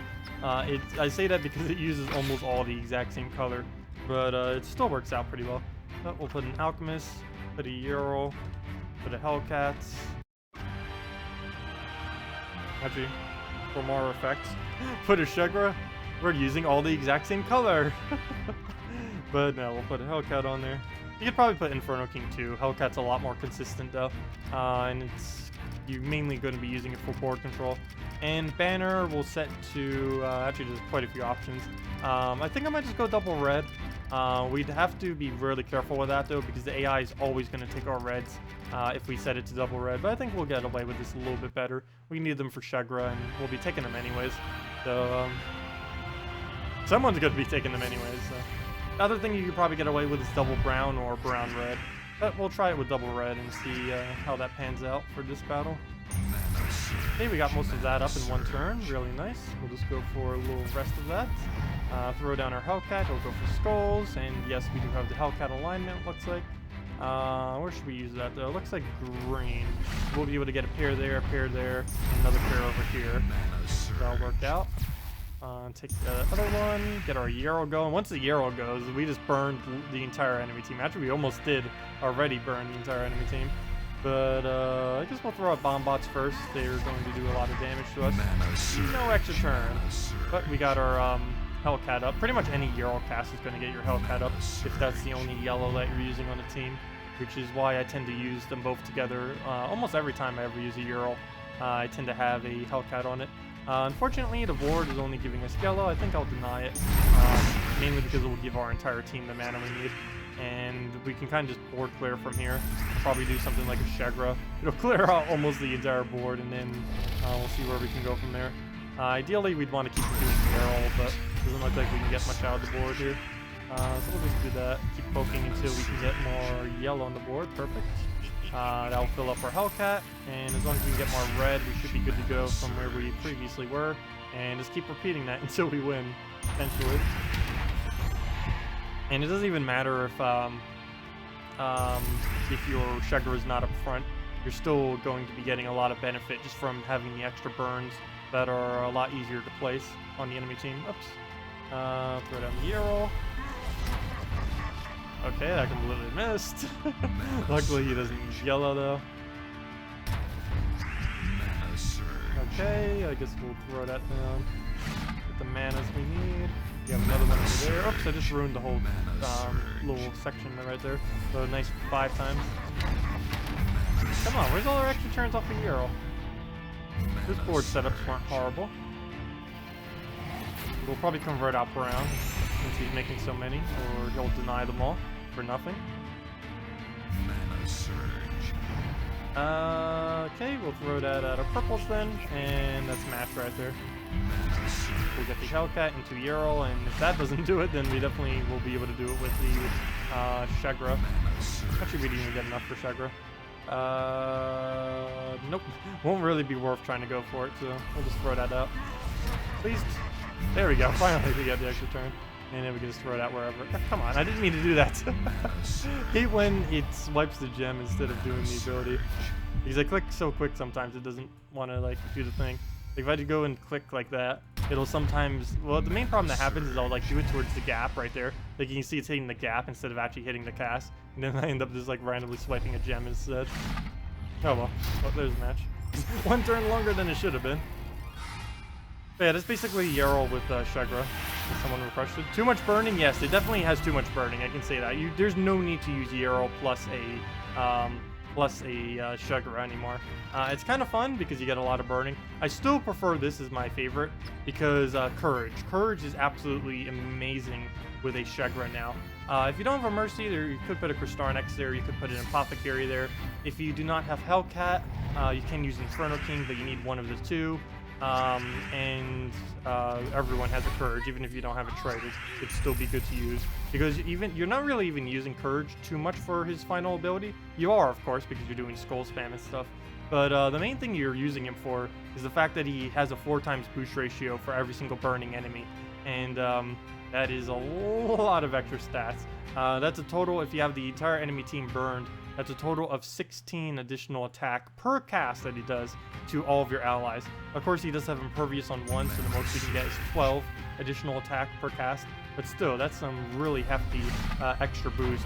Just compare that to even the buffed, buffed Luther. Luther just got buffed. Yet, even the boost ratio alone on Courage is almost more than the entirety of Luther, even after it's buffed. Wow, it's still our turn. I didn't see that we actually got an extra turn and all that mess. Where should we go?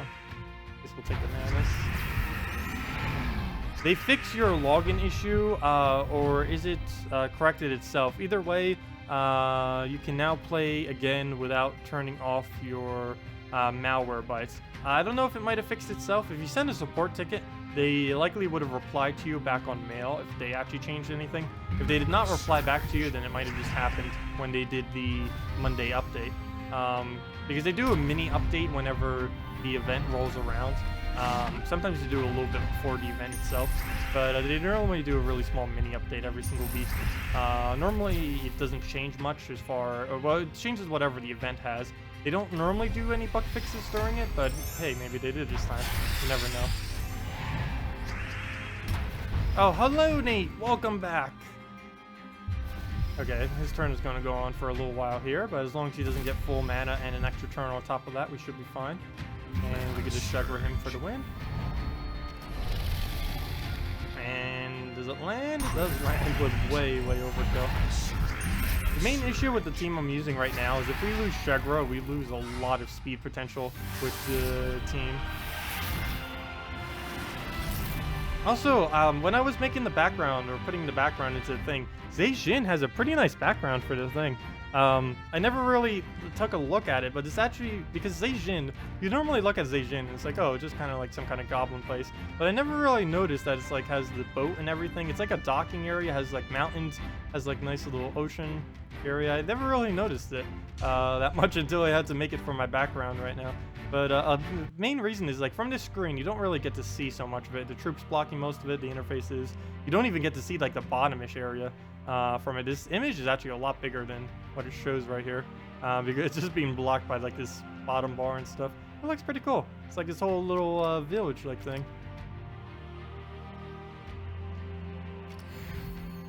Let me drink some water. Been talking for, like, 90 minutes straight now, and it's like, what? Ooh, look at that mercy. Would you mind making an early game quick team? What kind of early game quick team? Just in general? That depends a lot on what people have. The basis of what you would build that around would either be lava elemental, night coronet, or even solve them together, or around all goblins. One of those three bases is likely what you would build it around. I'd probably go with some, I believe I did in one of my other videos, but I'll probably bring it up again for the best teams video, because I do want to cover some for lower level people.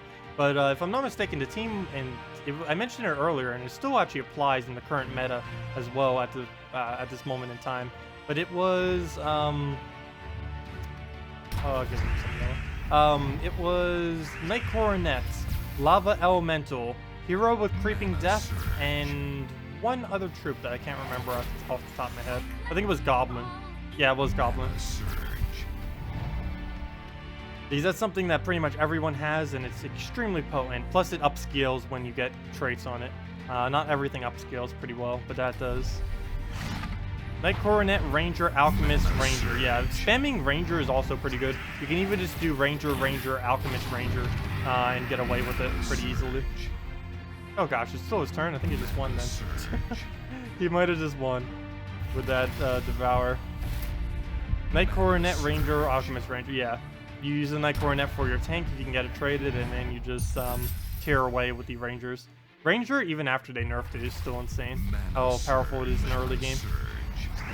I was even using it when I had Dragon Soul. That's how powerful Ranger was. That was when I had a 5 times boost ratio though, but even with the 4 times boost ratio, that doesn't really make too big a difference on it. And yeah, we just completely got rolled there with the great maw. Oh gosh, he's using a Kraken spam. Interesting. Yeah, the only problem with Sheggra, it can get some really quick battles, but it is not consistent at all. It is not consistent whatsoever. You know what though? I've never bothered trying, but what happened if we did double Sheggra? I don't think I've ever used 2 Sheggras in a team, because prior to him getting buffed, there was never a need to. But I might need to do that next battle. See what we can do with 2 Sheggras. Like a Sheggra, Hellcat Courage or something like that. Just kind of get rid of the Mercy. It gets rid of like 2 of our colors, and our potential to get a really quick forward. But it'll make sure if we accidentally lose one that it won't be like the end of us, depending on what we're facing. So we'll try that after this battle.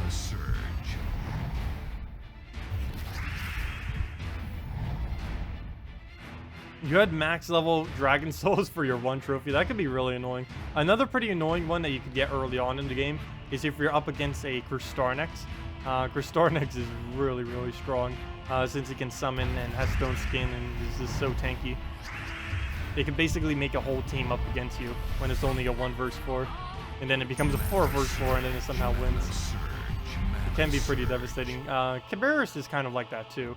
When trying to use in a team against newer players or people that don't have like really high stats on their kingdoms and stuff. Okay, well, we'll spam this until we miss. This is what we should always be getting. Once we get Courage loop, we pretty much won right then and there. There isn't much that can really go wrong unless we somehow miss. But, okay, never mind, we just missed. Oh gosh, such a good board and we missed. Hate that. Okay, as long as we don't lose Sheggra, we're fine. He's only going to get one more at most. Okay, he doesn't even get that. So we'll go and finally throw this down. Gold spam will kill it. Get our extra turn. And it's frozen, so we get our twice as much damage. Our courage gave us a huge boost of attack, so it's just going to die. Oh, we didn't get a yellow off the top, though. Don't forget your Lady or Nariel team. Oh, what was your Lady or Nariel team? Don't forget your question. Where's your Lady or Nariel team? And your questions. Could you repost it? I don't see it in the nearest future. You said, how about common keys? What about common keys? Narrowly got rolled by a solo fully traded mythic armored bear. Really? I don't see how that troop could kind of do it. Maybe if it gets really lucky on getting its mana, but as long as you deny its mana, it wouldn't really have that issue. Or shouldn't have. Oh, I just give you so much ground. Oh, no, I didn't. Should. Not like it even uses it anyways. How about a good true damage team? Sure, what do you want it based around? Just generally making one, I tend to use it with Draculus, and a lot of people don't have Draculus.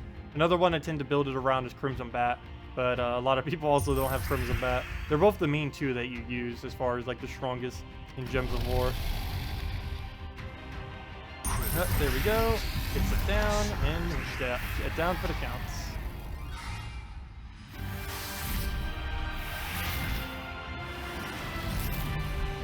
But yeah, what was your Lady or Nariel team that you mentioned earlier? What if you don't have Mercy traded for this team? Oh, if you don't have Mercy traded, it'd probably be what I said earlier. Double Sheggra with a Hellcat and then the Courage in the background. You can also just go double Courage if you don't have double Sheggra and go that way as well. Let's see. I don't advise using Vampire Lord. Vampire Lord isn't that good of a true damager. If you're like under level 100, you can get away with it because it has a pretty good boost ratio. But beyond that, you really have no need to do it.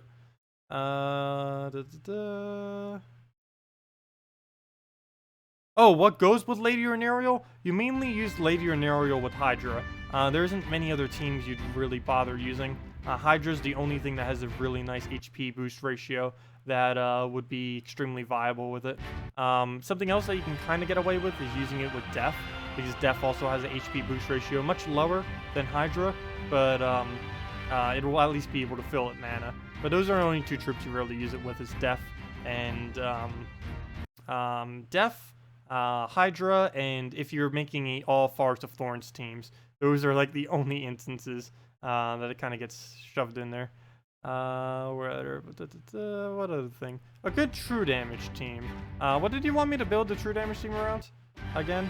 Because if I was just to build one, I'd normally just go double humility into something else. Because that just tends to work. Even if you don't have them traded, it's just really good if you happen to have a Draculus or a Crimson Bat. Something as simple as just humility. If I was to do this for Draculus, it'd be Bone Dragon Draculus. But I'll build something much cheaper than that, just Crimson Bats, and then literally anything else. We can even just put a third humility. We're already at it, might as well. We can just put a third humility in there. And just go double yellow, and we're good to go. We don't need to do anything else other than that. If you have a Crimson Bat or a Draculus, this is literally all you have to do. It does help to have fully traded humility, but it's not a necessity.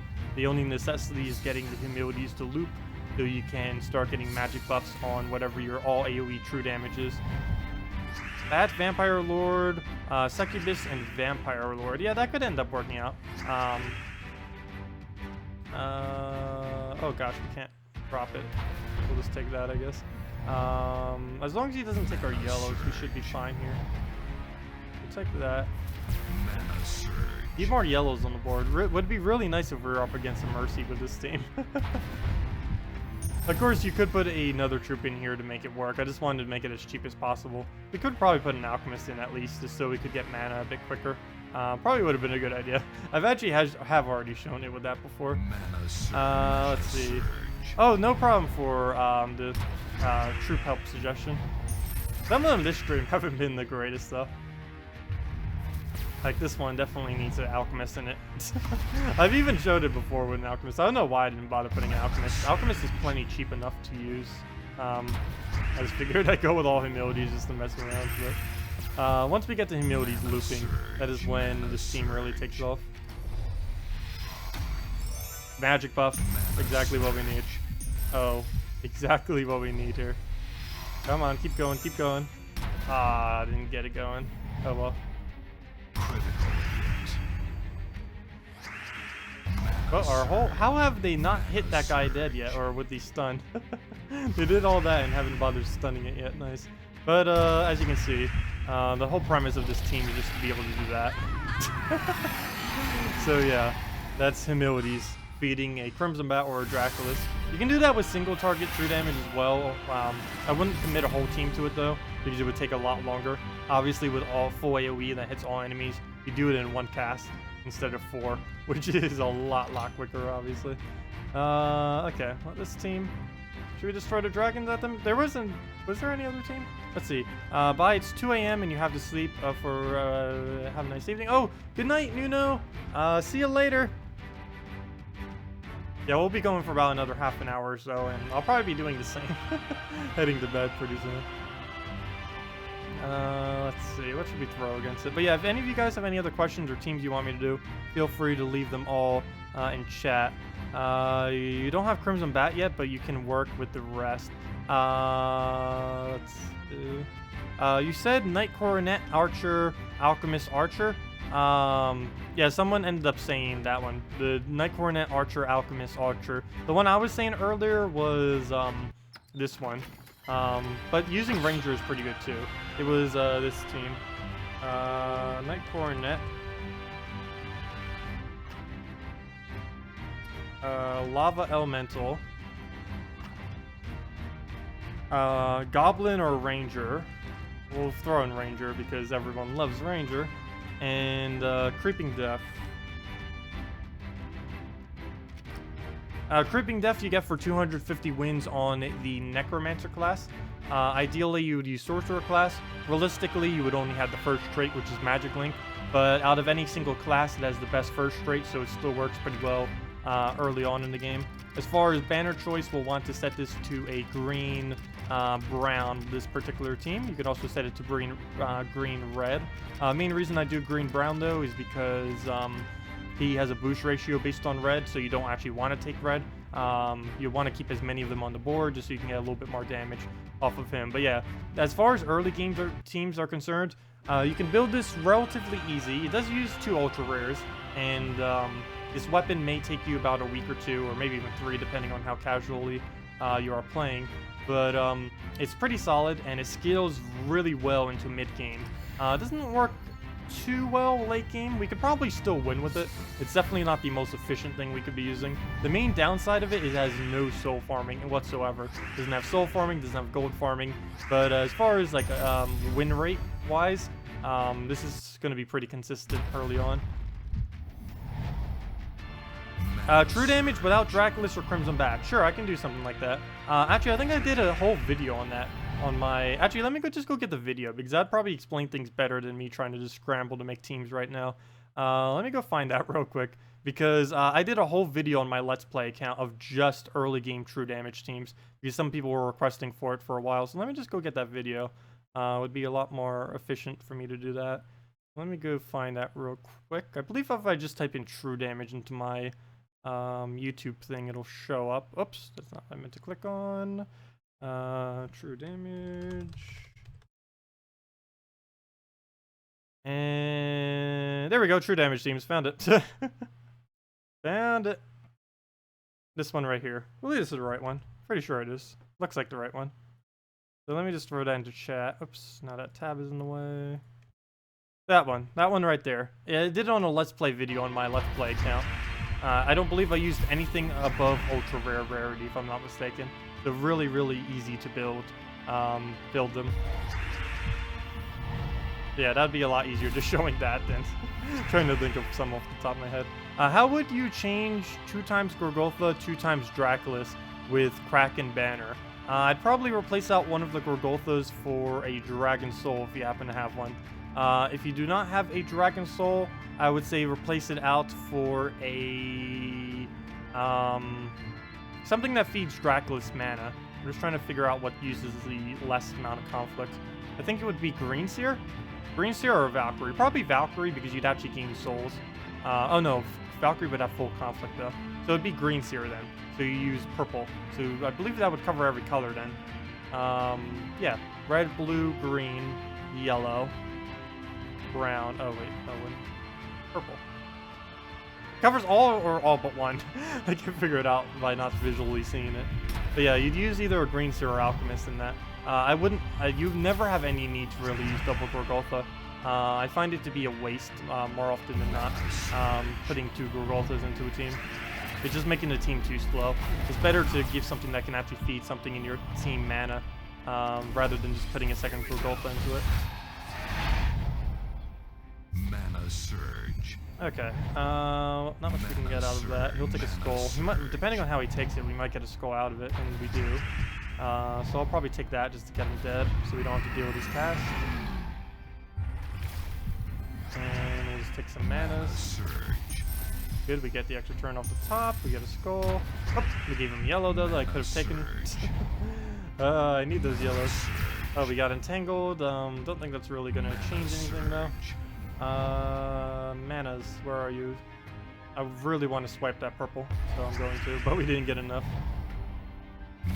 Which kingdom gives Necromancer class? Oh, Kedar, sorry about that. Yeah, it's the Kedar kingdom, which gives the Necromancer class. It's the one all the way to the east, that one undead kingdom, all the way to the east, that one. Okay, well he just got a summon. I'm gonna do this right here and hope we get a red extra turn off of the thing right there. Oops, I just gave him reds. Was hoping so much on that turn that I kind of just hoped too much. And he gets all of the extra turns I was gonna take now. Night Coronet denying purple can make it much slower. Yeah, Night Coronet denying is one of the reasons why I don't really care for him. The fact that he denies purple can be really annoying. It's normally not too big of an issue if you go for your purple user first, but depending on what the board setup is, he'll just end up denying like almost all of your mana, which of course is really annoying. Oh, he has warded. I can't even try death marking him. But we can just aim at a bunch of reds, and that's definitely enough to kill. I think anything we would have done there, regardless of where we aimed to the killed. We get a huge amount of mana right there. But you can still easily get purple mana, even if you do have a Night Coronet. You just have to be careful when you use it.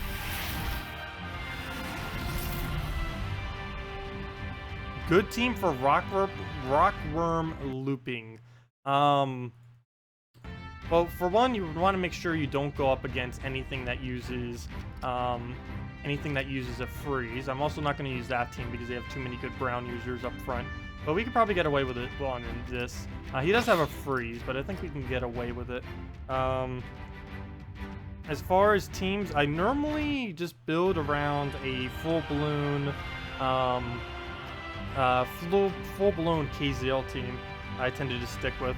So right here, we'll just throw the Rock Troll up. Rock Troll, Rockworm, Deep Boar, Rockworm. Rock Troll doubles the amount of browns, Deep Boar creates a lot of browns, and of course Rockworms loop the browns. As far as banner, I'm going to go double blue. Yes, I'm not going any brown mana here. The main reason for this is because I do not want the AI to take our browns. I want him to take anything other than browns because we need as many browns on the board as possible. We'll easily get enough from doubling the browns and from using Deep Boar to get their mana up. We don't need to give them extra mana.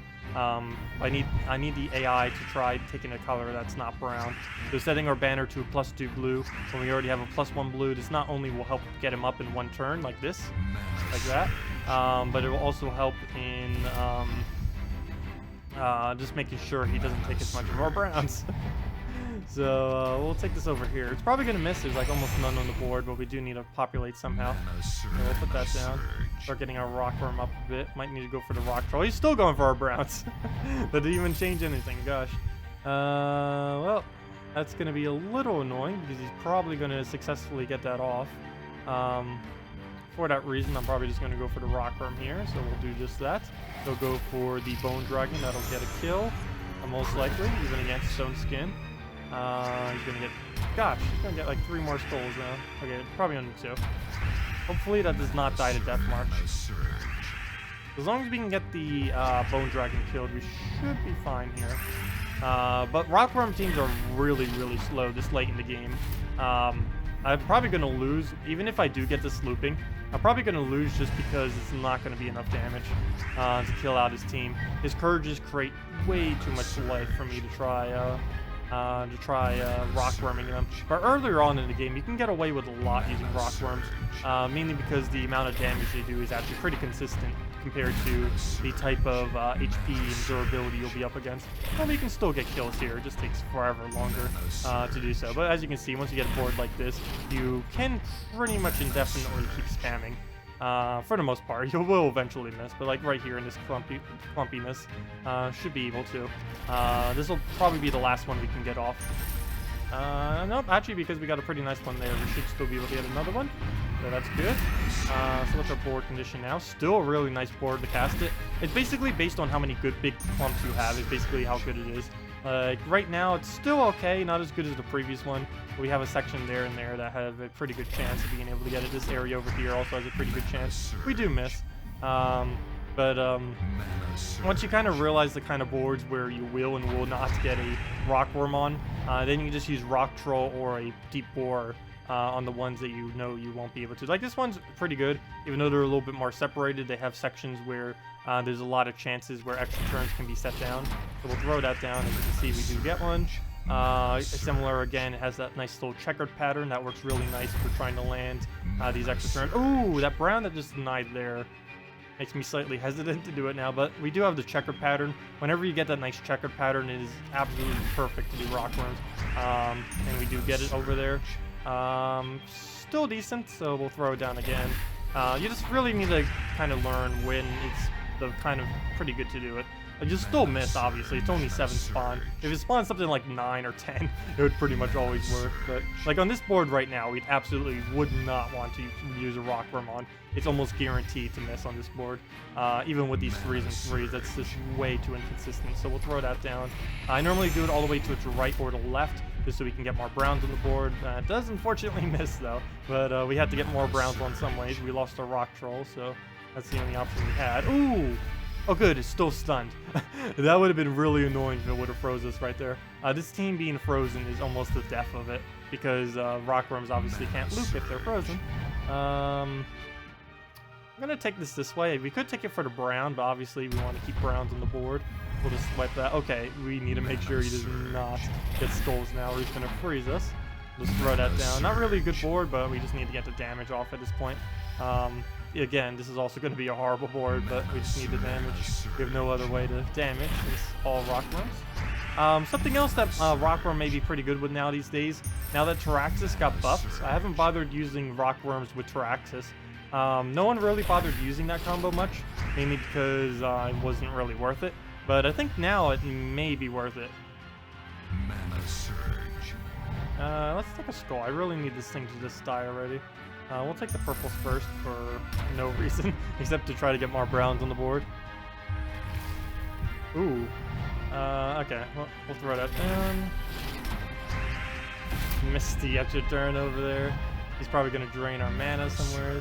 Ooh, no, he's going to get a skull and kill one of our rockworms. No! Poor rockworm. But we can kill him with our last rockworm. But as you can see, this battle is taking forever. It's not viable to use this late in the game. I just wanted to show it because someone suggested. Mana surge. And he's great. A good thing he does not use browns. We would be dead so many ages ago. But I made sure we did a battle. Whenever you do use rockworm spam, if you're not using it with a queen mab, or fully traded queen mab, I should say, or anything that can freeze, you're going to have a really big issue with the enemy keep getting turns. So you do want to make sure their last slot is like their only good brown, because if you do that, you can easily kill them out with the rockworms, and then you don't have to deal with them using brown at all.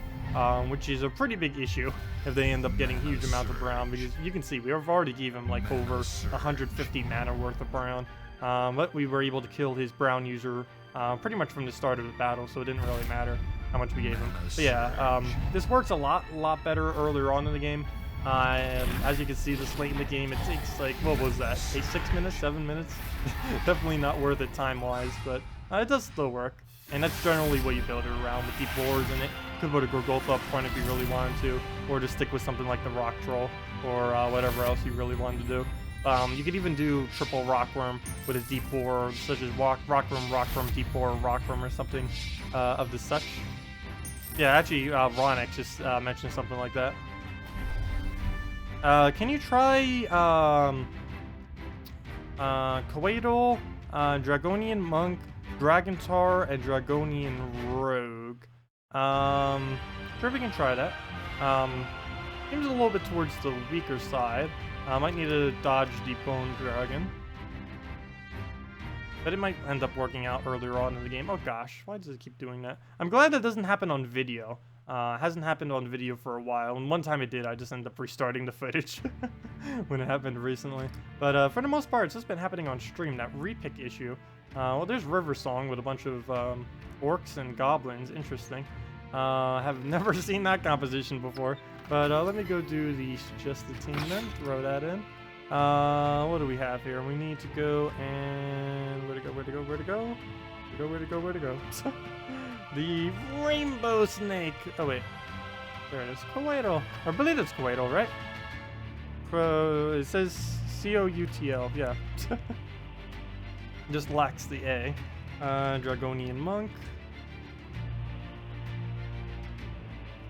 Dragonian Rogue. Oops, I put 2 rogues. Dragonian Monk and Dragontar. I believe this is missing a color, isn't it? Like, oh wait, how do you say do it? Dragontar. Yeah, we're missing red. So we're probably just going to want, actually, we can't even use the banner. That works well for that. We'll definitely want to go a green then. And probably just do that into a green-brown, it looks like. We'll throw that down. Actually, we were already on that banner, weren't we? We'll just throw down the green-brown and go from there.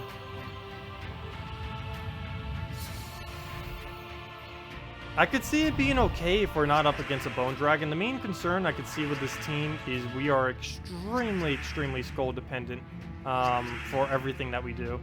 And that works a lot better earlier on in the game. Normally whenever people suggest teams like this, it completely crumbles when I try to do it. Because the later you get into the game, the less you can use things that are completely dependent on skulls. Because earlier on, as long as you can get like one really big troop with high attack, you can just tear through everything with that and just like instantly skull kill everything. But that doesn't work as you progress through the game, unfortunately, anymore. We'll just throw that down. Get our barriers that we need. Of course, it barriers everything except the one we need barrier on. But there goes the agile. Get this thing down. Nice return. I kind of want to do it there, just hope for a skull. That, or we could just take the skull manually, which I think I'll do, just play it safer. Chance we would have gotten a skull there would have been pretty unlikely. Actually, we could double check right now. If a skull plops right there, we would have gotten it. Nope, we wouldn't have gotten it, but we got that one. We wouldn't have gotten it, but that's funny. We just got a random one coming from there. But let's see. We can get more of those. We already got that up. Wow, it does have get all of its mana pretty easily though. Throw down the rogue. Not much we can really do with the rogue though.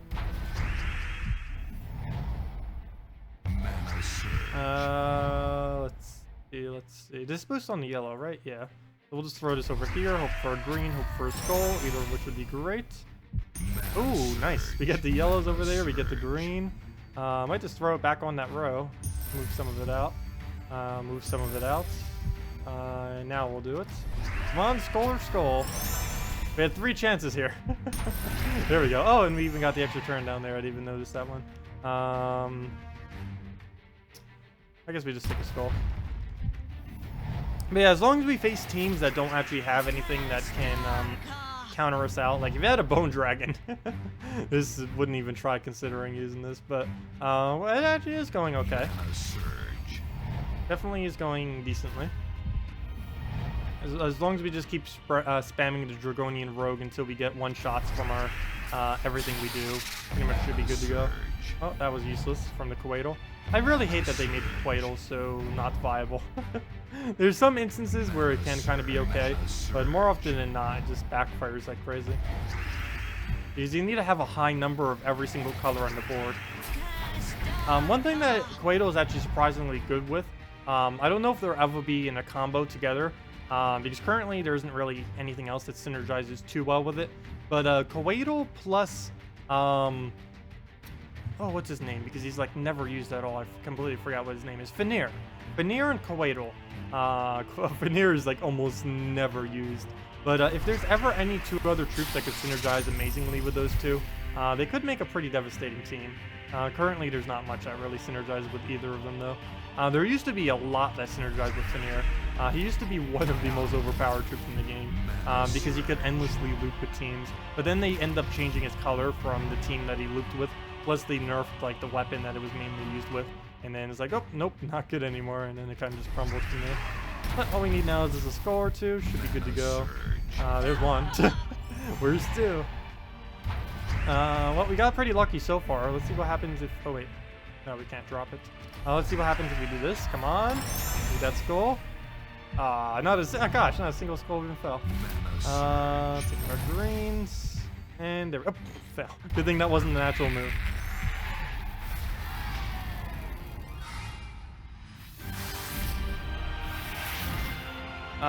Humility, loyalty, justice, courage. What was that one for? Hello, Joe. Welcome. Any love for Dragonette in late game? Dragonette in late game, I tend to not really use. Not because she's really bad, just because she's really inconsistent. But I was messing with her quite a bit when she first came out with just Giant Spider and spamming her like crazy. We could try that now. As far as using in a team, she's one of those troops that you can just slot in into pretty much any team. You kind of just put it there just to have it there. For the most part, I don't care for her too much. Actually, sorry, wrong troop. Green syrup we need. She's just way too inconsistent. Oh, never mind. They both lack a mana. Never mind. Let me do Giant Spider then. Fail. You get a Giant Spider in there. We could even Gorgolfa just for a little bit more tankiness, just to make sure nothing bad happens to us. And the only color we don't use is red, so let's go use the minus red banner. And that'll give us nice colors as well. We'll find the frozen banner somewhere in here. The only one without a symbol. But yeah, we can just run with something like that. What is the Forest Guardian Wolf Garrick team? Oh, the Forest Guardian Wolf Garrick team is Wolf Garrick, Fenrir, Sybaris, and Forest Guardian is the team. If you do not have a Sybaris, you can replace it with if you don't have a Forest Guardian, you can replace it with a Ranger. But that's the only replacement you can really make for the most part. I guess you could kind of replace out Sybaris for a Warg, but it would be slightly not as efficient. Oh, that's something else I wanted to try, and I could probably do it on my Let's Play account. I need to try to place, use Dragonets to get so many stats effects on a troop that they have every single stats effect in the entire game. I've been meaning to try to do that, but I've never really gotten around to doing it. I tried it like the first week or so, but it was never able to do it. I think the highest we got was like 8 different ones or something like that. Something pretty high, but was never able to get every single one. It's almost impossible to do because they would have to have immunity to Deathmark to be able to pull it off, or else you just keep killing them with Deathmark before you could actually get every single stats effect on them. Mana surge. Is the code still good? I have not the slightest clue. But if it is, definitely make sure to use it. Mana surge. Mana surge. Yeah, this is pretty inefficient. Dragonette in general is really inefficient because she doesn't have enough damage, and she's really low damage, and her efficiency comes in what stats effects you actually get. And depending on if you get lucky or unlucky really determines how good she is. And anything that's luck dependent I tend to not use because it just slows you down whenever you get bad luck. You normally, with whatever teams you want to use, want to reduce luck as much as possible to make sure you always have consistency. Anything that starts getting too much luck on the team is just going to be slow on occasion. Whenever it gets to slower battles, it's just going to make it not worth it. But yeah, you can see we're almost just going to be spamming her like a billion times just to get this thing good. I think I might just leave the poison there to kill it. Unless it gets its ability off, it's not actually going to cleanse. Come on, silence, death mark, kill, or something. Burn. Oh, well, at least we moved it to 0 magic. Not exactly the most helpful thing we could have done, but oh well. But yeah, you never know what she's going to do, which is, it makes her a lot of fun to use, but it doesn't make her useful. And trying to use her within an all-dragon team, I tend to not use either, because she just doesn't have the damage output for it. I'd rather just put a AoE in slot there for something that can actually hit everything instead of using that troop. Okay, I don't want to give it reds. That would be a really bad idea to do. We'll just try on the greens there. We miss. Okay, got to Kraken. Hopefully it does not get that Devour off. If it does, then oh well. That's one less Dragonet. Oh yeah, Dragonet is really good in Arena.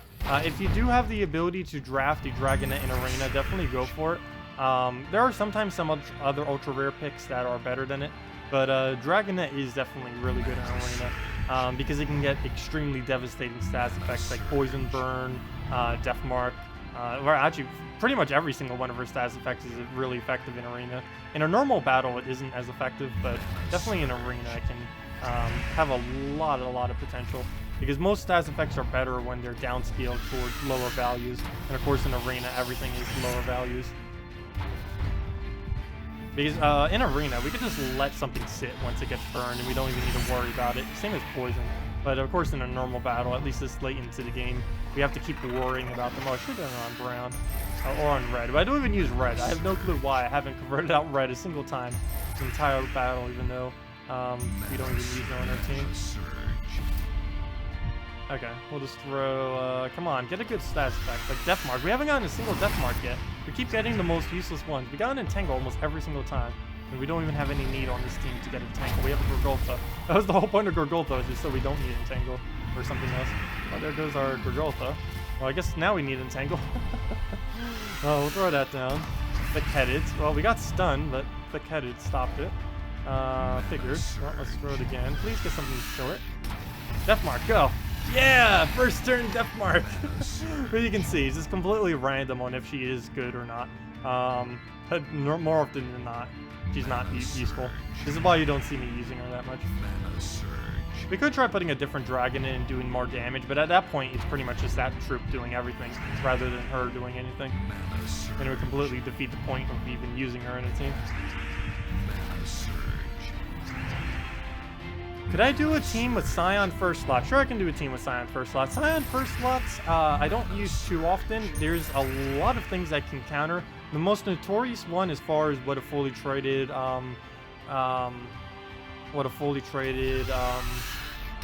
Scion can destroy. Oh, double first turn Death Mark.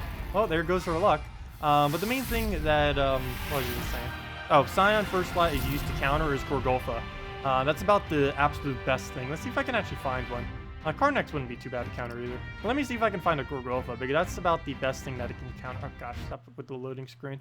That's the second time to stream in like 10 minutes or 15 minutes. Oh, can you look at your message? Tacit, your screen just keeps flashing green. And, you know of a good... Wait, my screen keeps flashing green. Wait, my green screen? Are you referring to the green screen? Let me go check that. Are you referring to the green screen keeps flashing green, or just the entire screen in general? Let me go check back on my stream real quick. I don't know, that could be, if it's my actual stream, that could be a connection issue. If it's my actual green screen, then that's the green screen issue, obviously. When is it flashing green? I'm not seeing it right now on the live feed. And are you referring to like behind me, or which one? There you go. Let's see. Yeah, not seeing any flashing of green. But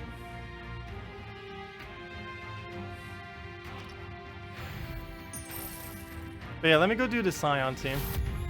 Oh, code is post-max. Well, we're about to end soon anyways. But yeah, if anyone else has any other questions or teams you want me to do, just let me know. I'll probably wrap up after, actually, probably after this team if there's not any other suggestion. But let's see if we can find a Gorgultha. I really want to do a Gorgolfa to face this against if we can. Or actually, we could do a Yarrow first slot too. I want to do it on 3 trophy though. Emperor Corvash, I guess. Emperor Corvash would be fine. Emperor Corvash is pretty annoying, so we'll throw it at this. So let's get first slot Scion. Scion, Marilith. I pretty much always use Scion Marilith. I wouldn't even bother using a Scion if you don't have Marilith. You can use Marilith without Scion, but you can't use Scion without Marilith. Actually, I almost wanted to throw down double Marilith and just put a Gorgolfa in there. We probably could get away with that, but just for tankiness reasons and draining reasons, I'll probably just put double and put a Gorgolfa right there. There we go. And banner we'll just put to get Gorgolfa up quickly, just so we can keep spamming. Or never mind, let's actually do it to get Marilith up quicker, just so we can get more mana to keep doing damage, because we need her for quite a bit of damage. So we'll just throw this down. Scion first slot, plus it's actually using 2 Scions. You don't technically need the last slot Scion. You can put almost any Dame in there if you really want. It would even give you a higher team bonus if you did.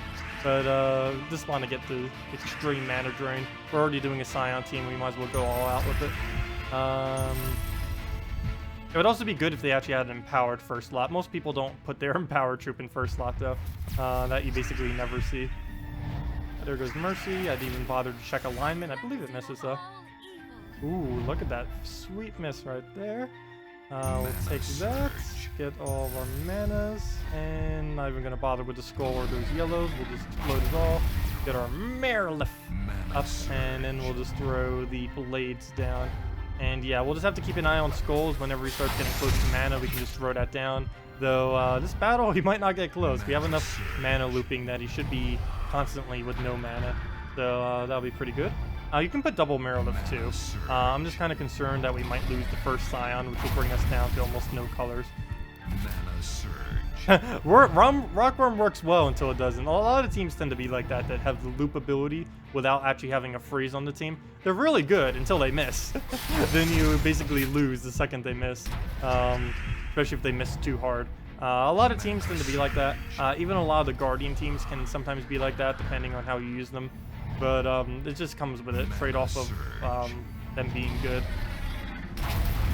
Easiest way to counter that is just have a fully traded Queen map on your team if they can actually be frozen. Though that is a little expensive, and the other problem with that is you might not actually be able to get the freezes off on the colors you need. You never know. You could try using like a 40 hours or something, but then you actually have to go out of your way to cast it. But it is normally pretty good if you can slot in a freezing troop onto a on a looping team, just to make sure you can freeze whatever color or just the entire enemy team that may be able to do the color in question. Like, for example, with a Rockworm team, you want to either kill every single brown on their team or make sure they're at least frozen so they can't keep spamming all of them. In that team, Famine last slot probably would be best if you happen to have that compared to that. Crimson Bat, the main problem with Crimson Bat is you won't really be able to feed it mana. I think at that point you'd be better off just putting a Famine there and go the mana drain route. The team is already set up to be pretty mana drain heavy, so it really just depends on if you find that you need more damage, put on Crimson Bat. If you find they're getting too much mana, just do Famine. That would basically just be what you would slot there then with the team we just did with this. Plus, if you do a Famine, you also get the bonus. All this bonus. The only problem is it doesn't work if your Scion dies. This kind of defeats the purpose of having a first slot Scion, because then you only cover barely any colors. But you do get 1 magic by using it. If you take it out, you don't get that 1 magic. It doesn't make too big a difference, but at least with that team anyways. What is a good console team to start with non-Guardian? Well, the best one would be all Guardians, obviously. But if you had to go with something else, I would say either go with an all Dragon Claw team or a all Zhejian team.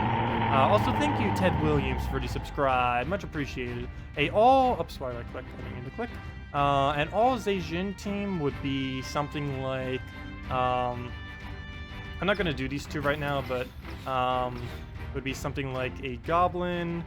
You guys don't have the new one, so it would be Boar Rider, Goblin Rocket, Hobgoblin, and Goblin Shaman on a red-yellow banner, the one that you get from Adana, the one with a little cog on it right there. And you would just do this team, Boar Rider, Goblin Rocket, Goblin, Shaman, Hobgoblin. 2 ultra rares in there, still pretty easy. If you don't happen to have one of these, you can just place the Goblin that you start off with into this team. It just has a little placeholder until you can form the entire team. The other team is a all Dragon's Claw team that will work pretty well early on in the game. And you would build it out of definitely Dragontar, even 2 Dragontars if you happen to have it. PC players would use Dragonian Monk, but you guys don't have that. So you just throw Dragonian Rogue if you happen to have them available. You'd probably throw a Baby Dragon in somewheres. You could even throw in a Dragon Egg. Might need to switch up this order just a little bit, my bad.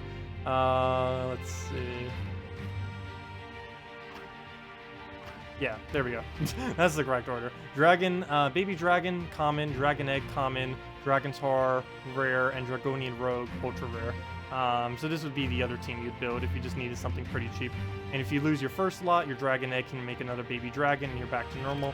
Banner that you use is brown green, which is right over here. The one from Zacian. So you would just use that, and that would work pretty well as well. You may notice with all these teams I'm doing it for team bonuses. It is really important to get high team bonuses when you're first starting out, because this amount of stats is a lot more effective earlier on that you do it in the game compared to later, and it's normally pretty good to utilize stuff like that. Of course, earlier on in the game you have the least possibility of trip selection to actually be able to do that, but both of those teams are pretty easy to build, all the Goblins and all the Dragons. Other than that, it would just be an all Guardian team, but you said you didn't want an all Guardian team, so that's 2 other options that aren't all Guardian team, and they can be done on consoles as well as PC mobile. Anyways, I think I'm going to be wrapping up for the night. We will be streaming again, of course, tomorrow night, same time, 8 p.m. Eastern Standard Time until 10 p.m. Eastern Standard Time. May go a little over like we do today, but always fun to do so. Actually, we're stopping exactly at 10:10.